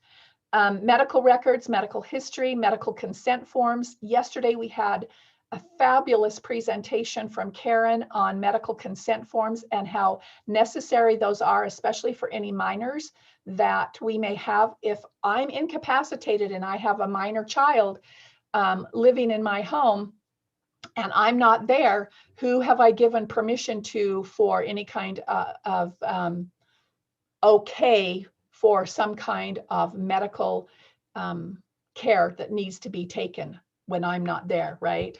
Who else have I given permission to make those decisions for me? Immunization charts, huge. This is one that a lot of people don't have good records on, is their immunization. And in the case of a lot of places that we found in the South, especially where there's definitely large amounts of water for long periods of time, there is the concern for some of the pathogens that are transferred in that manner. And so we are concerned that people's immunizations are caught up and that we know what those are. And then birth certificates, baptism, marriage, divorce decrees, transcripts, diplomas, all of those kinds of things are important records for us to keep. Well, the other question comes into play, and kind of this important document reserve or dead file, if you will. It's not something that I'm actively in all of the time. How long do I keep some of these, and how, and how do I store them? And so let's just address for a second some basics. And again, this information is found in a number of different places, but please feel free to take notes here. Canceled or bank statements for about 6 years. This is for tax purposes. Canceled checks, 6 years. Contracts, keep until, updated. Credit card accounts until updated. Any home purchase and home improvement things for as long as you own the property is how long you need to keep those. Investment records until they're sold. Loan agreements until it's paid in full. Real estate deeds until it's transferred. Receipts for large purchases, keep until it's sold or discarded. Service contracts until the expiration. Tax returns 6 years. Vehicle titles, keep until sale or disposal. And then a will, keep until it's updated. And the same with your insurance records. All right, so now I've got all of these collected. I've shredded ones that are past the time frame that we've given today in the chart, and now we're saying, okay, where do I keep them? So we look at 4 main areas, and some of my colleagues across the United States that are part of the Extension Disaster Education Network that I'm a part of have learned a lot in terms of the storage locations for originals and documents. And some of my colleagues out of Katrina from a number of years ago found that this document recovery process was so laborious that if people had just had a few of their important documents in a few of these places, it would have made a huge difference. So let's talk about the fireproof box first off. Definitely check and look into fireproof and even waterproof if you can. I don't know if you saw the TV program not too long ago on, are these fireproof safes really fireproof? And they found that they actually were pretty efficient in terms of keeping the documents from disintegrating. So canceled checks, living wills and advance directives, trust documents, passports, power of attorneys, tax records, warranties, receipts for major purchases, your insurance policies. And then even the original copy if you have a financial notebook, and I'll get to the financial notebook in just a second. In a safe deposit box, some of your originals may be where you'd want to keep them is in the safe deposit box. So your titles, your home title or deed, as well as automobile titles, death certificates, military records, education degrees, birth certificates, your household inventory, stocks and bond certificates, citizenship papers, property deeds, as I mentioned, marriage documents, and then any back tax records if you feel strongly about keeping those in the safe deposit box. Some people feel like a fireproof safe is sufficient. Filing cabinet, again, that's where a lot of us may have much of this, and that there's nothing wrong with that. It may be great for copies, but if you're like so many of us in floods or fires, these are destroyed in a filing cabinet, but again, a place to have some of it. Tax records, home improvements, supporting receipts, insurance claims, insurance policies. I wouldn't go too far back personally on insurance policies, medical records, copy of personal and professional directories. And this one is so critical. I had a friend, I'll show you a picture of their home, the fire that they had, but one of the things that she said in the throes of watching her home burn and thinking about who to call, she said, I honestly honestly could not even remember. I was in such a panic, having gotten out of the house. This was at 2 o'clock in the morning, gotten my kids out of the house, my husband out of the house, and I couldn't even remember my mom's phone number. And she'd left her cell phone in the house. And so she didn't even have her cell phone, didn't even think to grab her cell phone, because most of us have it just as, 1 or 2 or whatever on the directory. So that's why we have a personal and a professional directory, a record of who to call.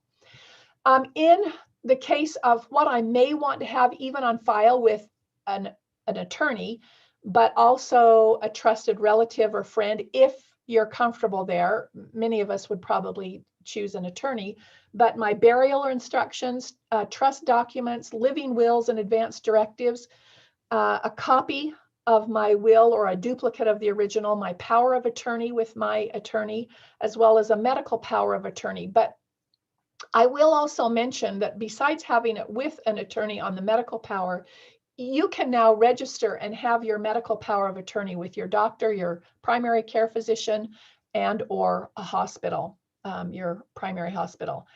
And then again, a copy of your personal and professional directories from and for your financial notebook.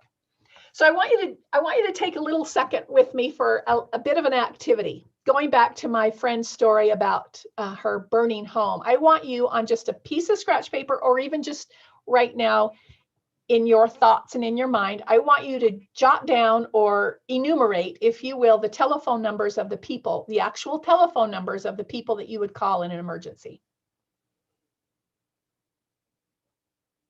Can you think of what those numbers are?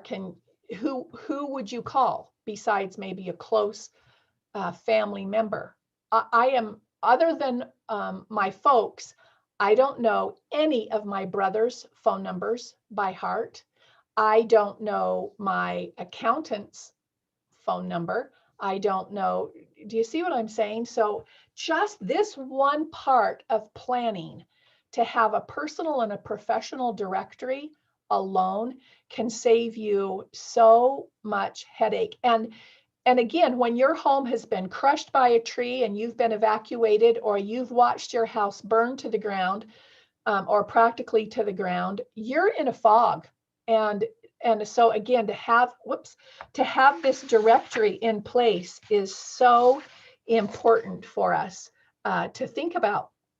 Who would those folks be, and what information can I easily get to them, because I have my important papers also to accompany the phone calls needed. So whether that's doctors, pharmacies, financial institutions, insurance companies, both local and national headquarters, credit card companies. I mean, think about this. My friend at 2 a.m. went out without purse, cell phone. I mean, she literally was happy to get her kids out of the house, and all of them out of the house. So she didn't have her credit cards, even they melted, in the fire. So again, this all is critical, and the list could go on. And so we want you to make it personal to your particular situation and who you would call.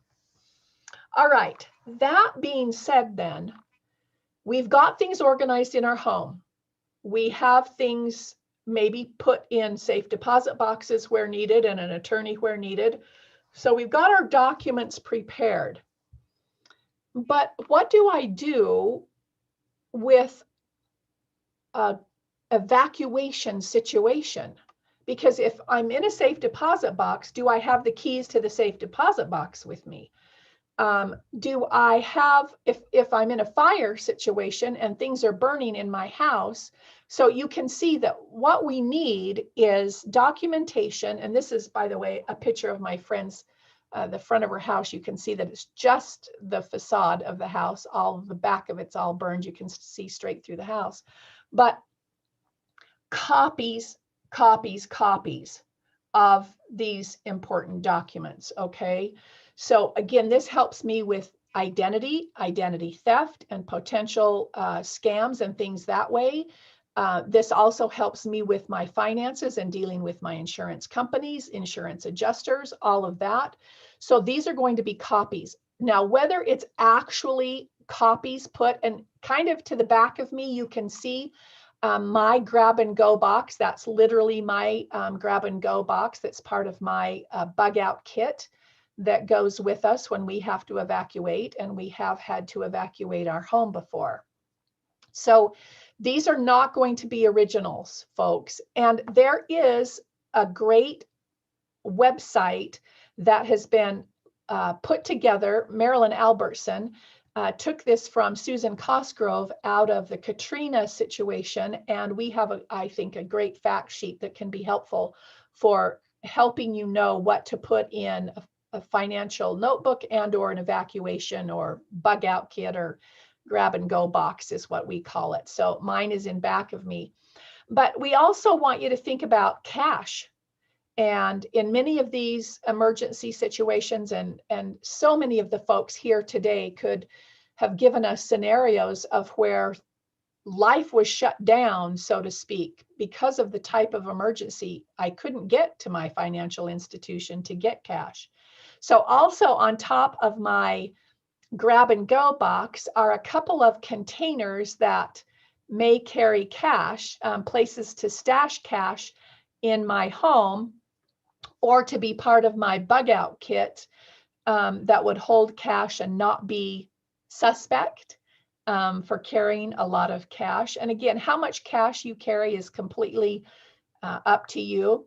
But again, I'll want to have a directory. I'll want to have photos. I know that Jeff mentioned being in the Japan earthquake, but the tsunami taught us how important family photos were in terms of separation and identification of family and family members. And so to even have family photos is an important part of this. Photos not only of your household inventory, photos of your pets, photos of your children. There's so much that can go into this. Now, this may be scary and you think, wow, that's a lot of material to go in a grab and go box or a bug out kit. But mind you, some of this may be on a thumb drive or burned onto a CD. Now, there's pros and cons with every form of protection that we would keep with some of our documents. And there's websites and places that can help us on the cloud and encryption and things like that. But again, I want to have some of it at least, maybe laminated, some of it, easy to get to in some form in that grab and go box. And so that's why mine is the size that it is, but it certainly doesn't contain everything because I have used the cloud, I have used thumb drives or that type of thing. But don't forget even keys to your safe deposit box. That probably ought to be part of your grab and go kit. If there were documents that you would need to get to at your safe deposit box. And then just lastly, as far as taking some of these copies, and even if you could just have a financial information binder, what would that look like in terms of having vital docs and financial documents, your personal directory? Again, this is copies. And I mentioned a place to go for encryption, and that is listed here. And it is with protection that for some of that information and identity theft, which is so rampant right now, we may want to go to the encryption mode for some of the things that we have stored. All right.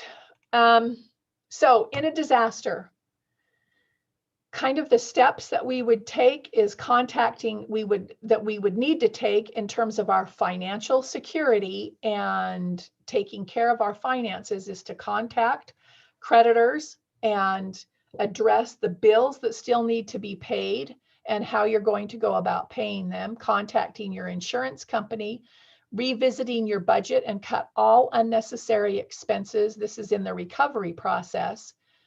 Use that savings that you have put together, emergency savings built up, and use that carefully, even at the time that you need to draw on it. Don't, I've seen some, well, I can tell you because I do finance counseling for individuals that there were many people who thought that the pandemic couldn't possibly last as long as it has. And so they kind of lived life on their savings account as they would have normally lived life, and they were without work much longer than they thought and drew down more of their emergency savings because they weren't frugal at the beginning, thinking they'd certainly, be back on their feet in no time at all. So again, a concern for financial preparedness. You've got to keep an eye on your investments, even in the recovery and resilience piece of a disaster.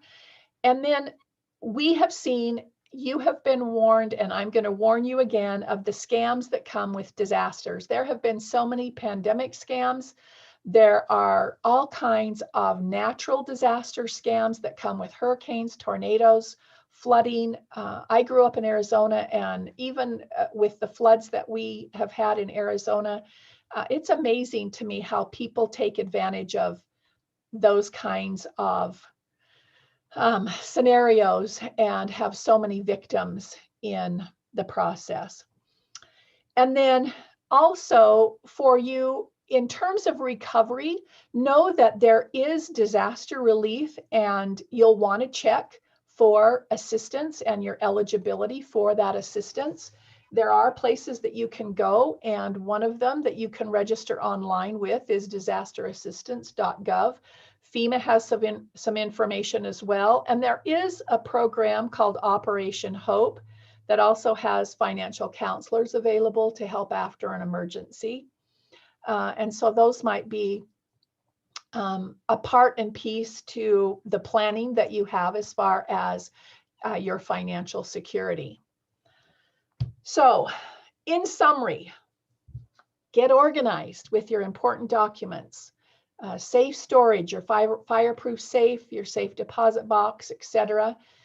Even some of your stash of cash can be kept in the freezer I wouldn't have it in a clear plastic bag like that, visible for just everybody, but firefighters have said that one of the safest places for documents and for cash has been in a deep freeze, and how fireproof they have actually been.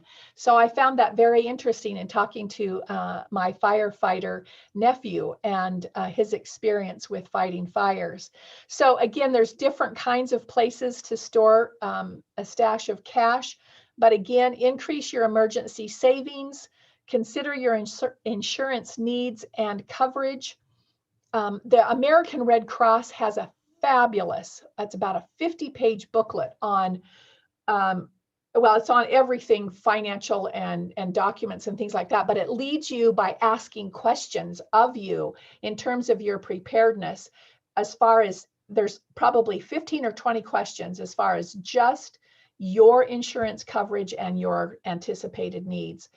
Also, in summary, pay down debt as much as you can get out from underneath debt and the obligation that way. It certainly helps. And then, like we've said in almost every single class this last 2 days, have an overall emergency plan in place and practice, practice, practice, like Jonathan and Kylene mentioned to us. I hope I've given you some ideas of things to consider, but the first one that I want to remind you of is to consider, where are you currently at when it comes to your emergency financial organization? Are you where you want to be? Where would you like to be?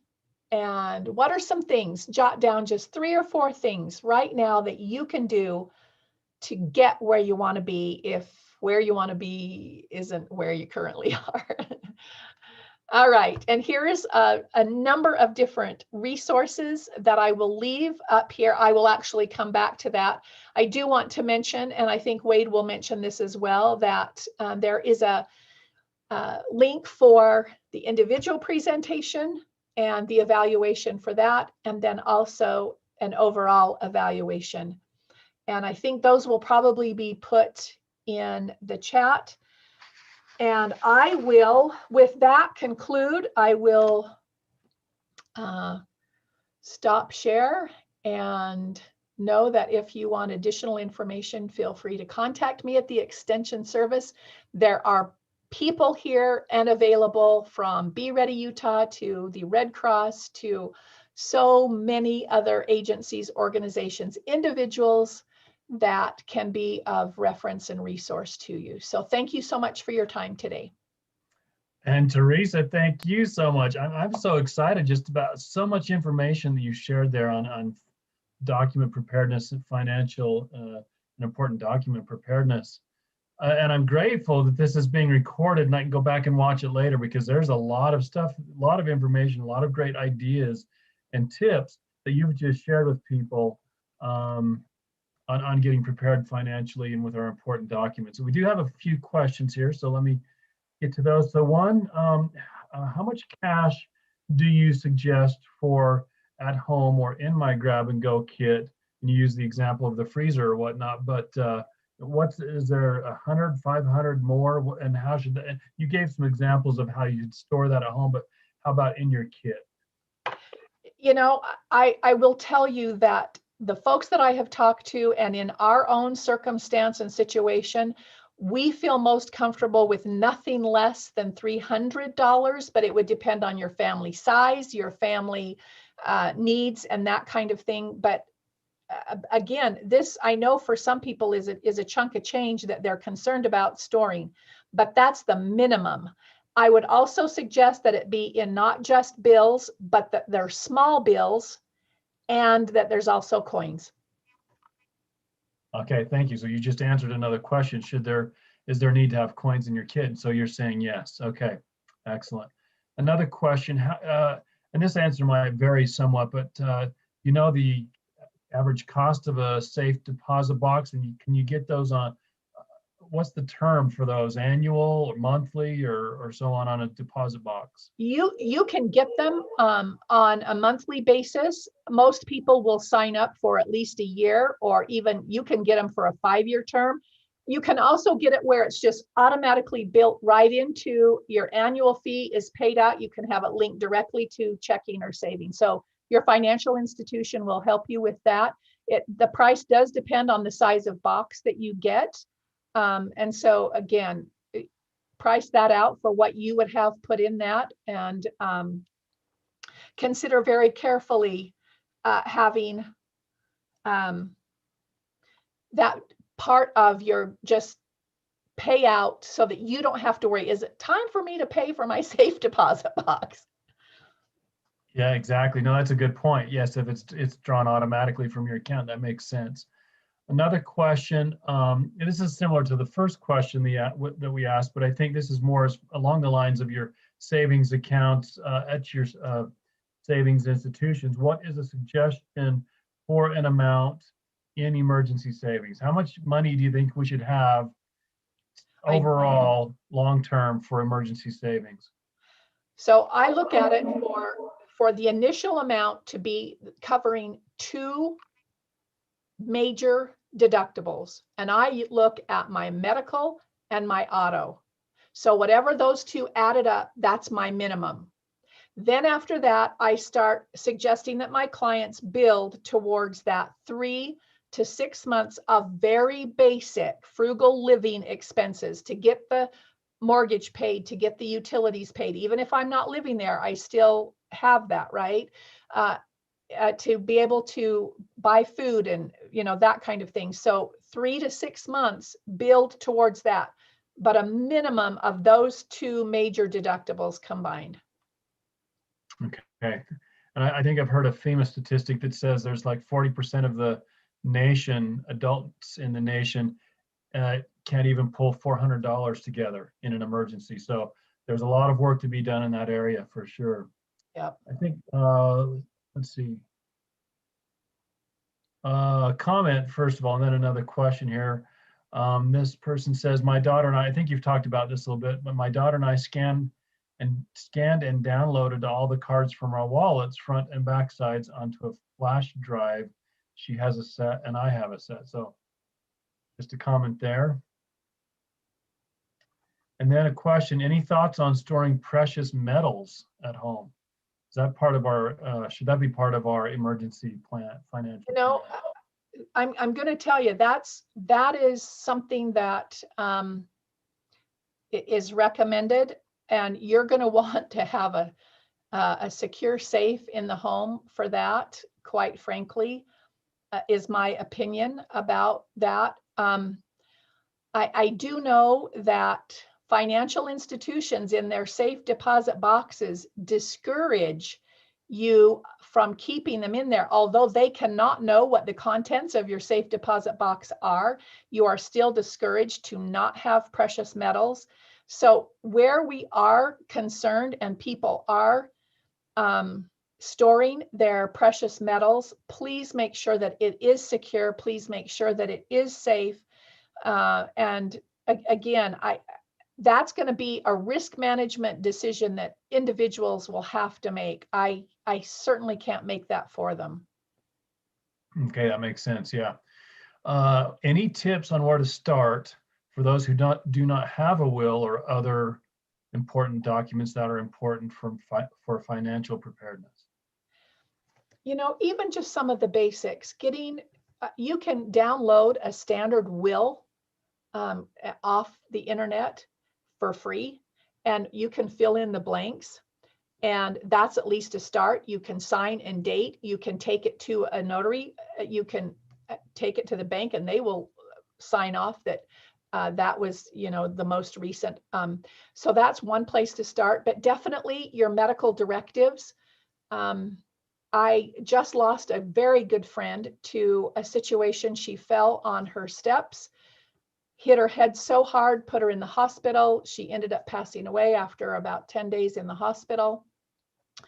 And all of these decisions, she was single, and all of these medical directives and decisions, so difficult for other family members to make in her behalf. So even something like having your advanced directives, do not resuscitate or any other, that's another immediate place to start. And then definitely your emergency savings, start there. And the rest of it can fall into place. Little by little, you can get copies of your birth certificate, and little by little, you can start organizing documents in various categories. But boy, those are a couple of things just from experience. I would not slide in terms of where I'm prepared.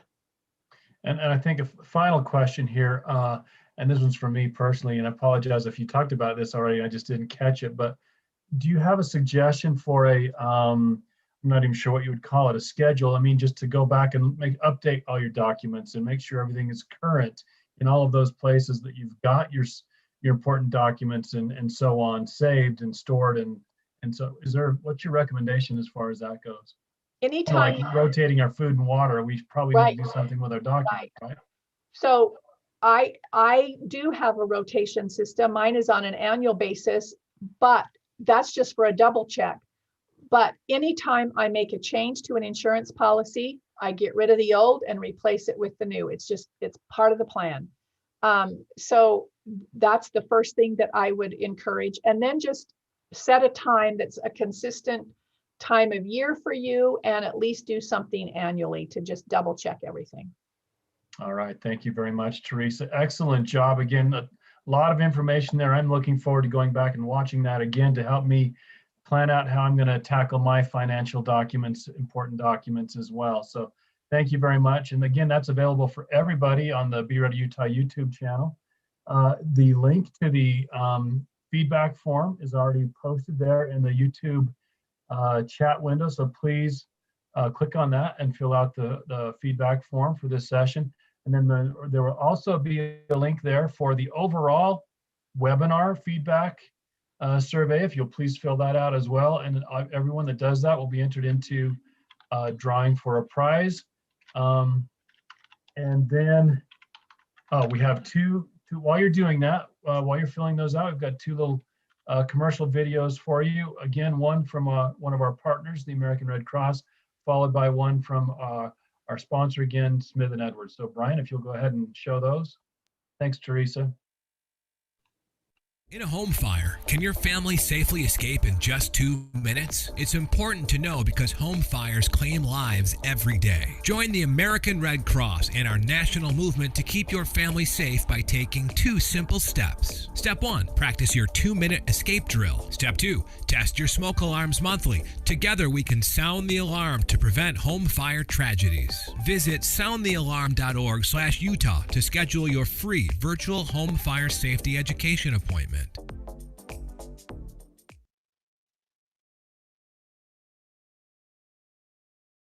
Shopping at Smith & Edwards is always one big adventure for your entire family. Wow. Camping and cooking, Nuts are one of the hardware and healthiest things you houseware, can eat. Western However, some of the boots, most hats and common tack, nuts are hunting and terrible for your fishing. health.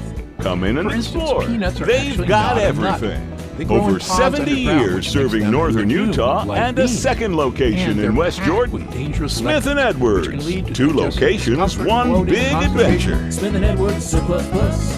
Smith & Edwards Country Boy Store.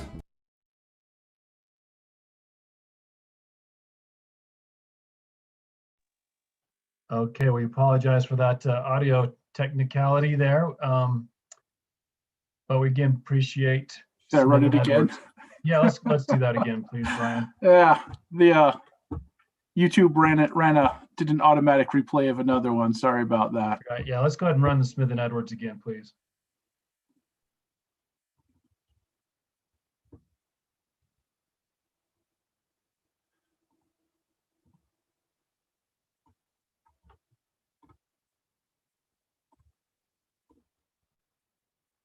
Shopping at Smith & Edwards is always one big adventure for your entire family. Wow. Camping and cooking, hardware and houseware, Western boots, hats and tack, hunting and fishing. Come in and explore. They've got everything. Over 70 years serving northern Utah and a second location in West Jordan. Smith & Edwards, 2 locations, 1 big adventure. Smith & Edwards Surplus Plus. Smith & Edwards Country Boy Store.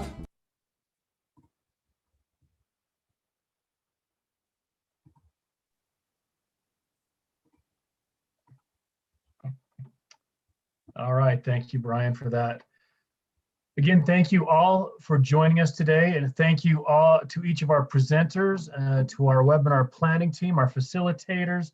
We couldn't do this without everyone's help and support. The people behind the scenes helping with our chat window, our answers and questions there, our video playback and technical support. Thank you, everybody, for all of your effort, for all of your help there. Our sponsors, again, University of Utah Rocky Mountain Center for Occupational and Environmental Health, as well as Smith & Edwards. Just a couple of quick reminders for everyone.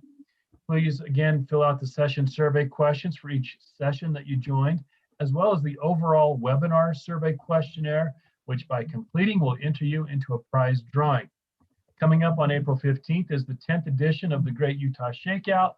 Please join us for this annual drill by registering at shakeout.org/Utah. Practice that drop, cover, and hold on drill. It can save lives. Also go to bereadyutah.gov for emergency preparedness information. Go to our Be Ready Utah YouTube channel to watch the complete version of the interview with Governor Gary Herbert and the creation of Be Ready Utah. And finally, watch for another Be Ready Utah webinar next fall, probably in the September timeframe, National Preparedness Month. Thank you all for joining us. Have a great evening.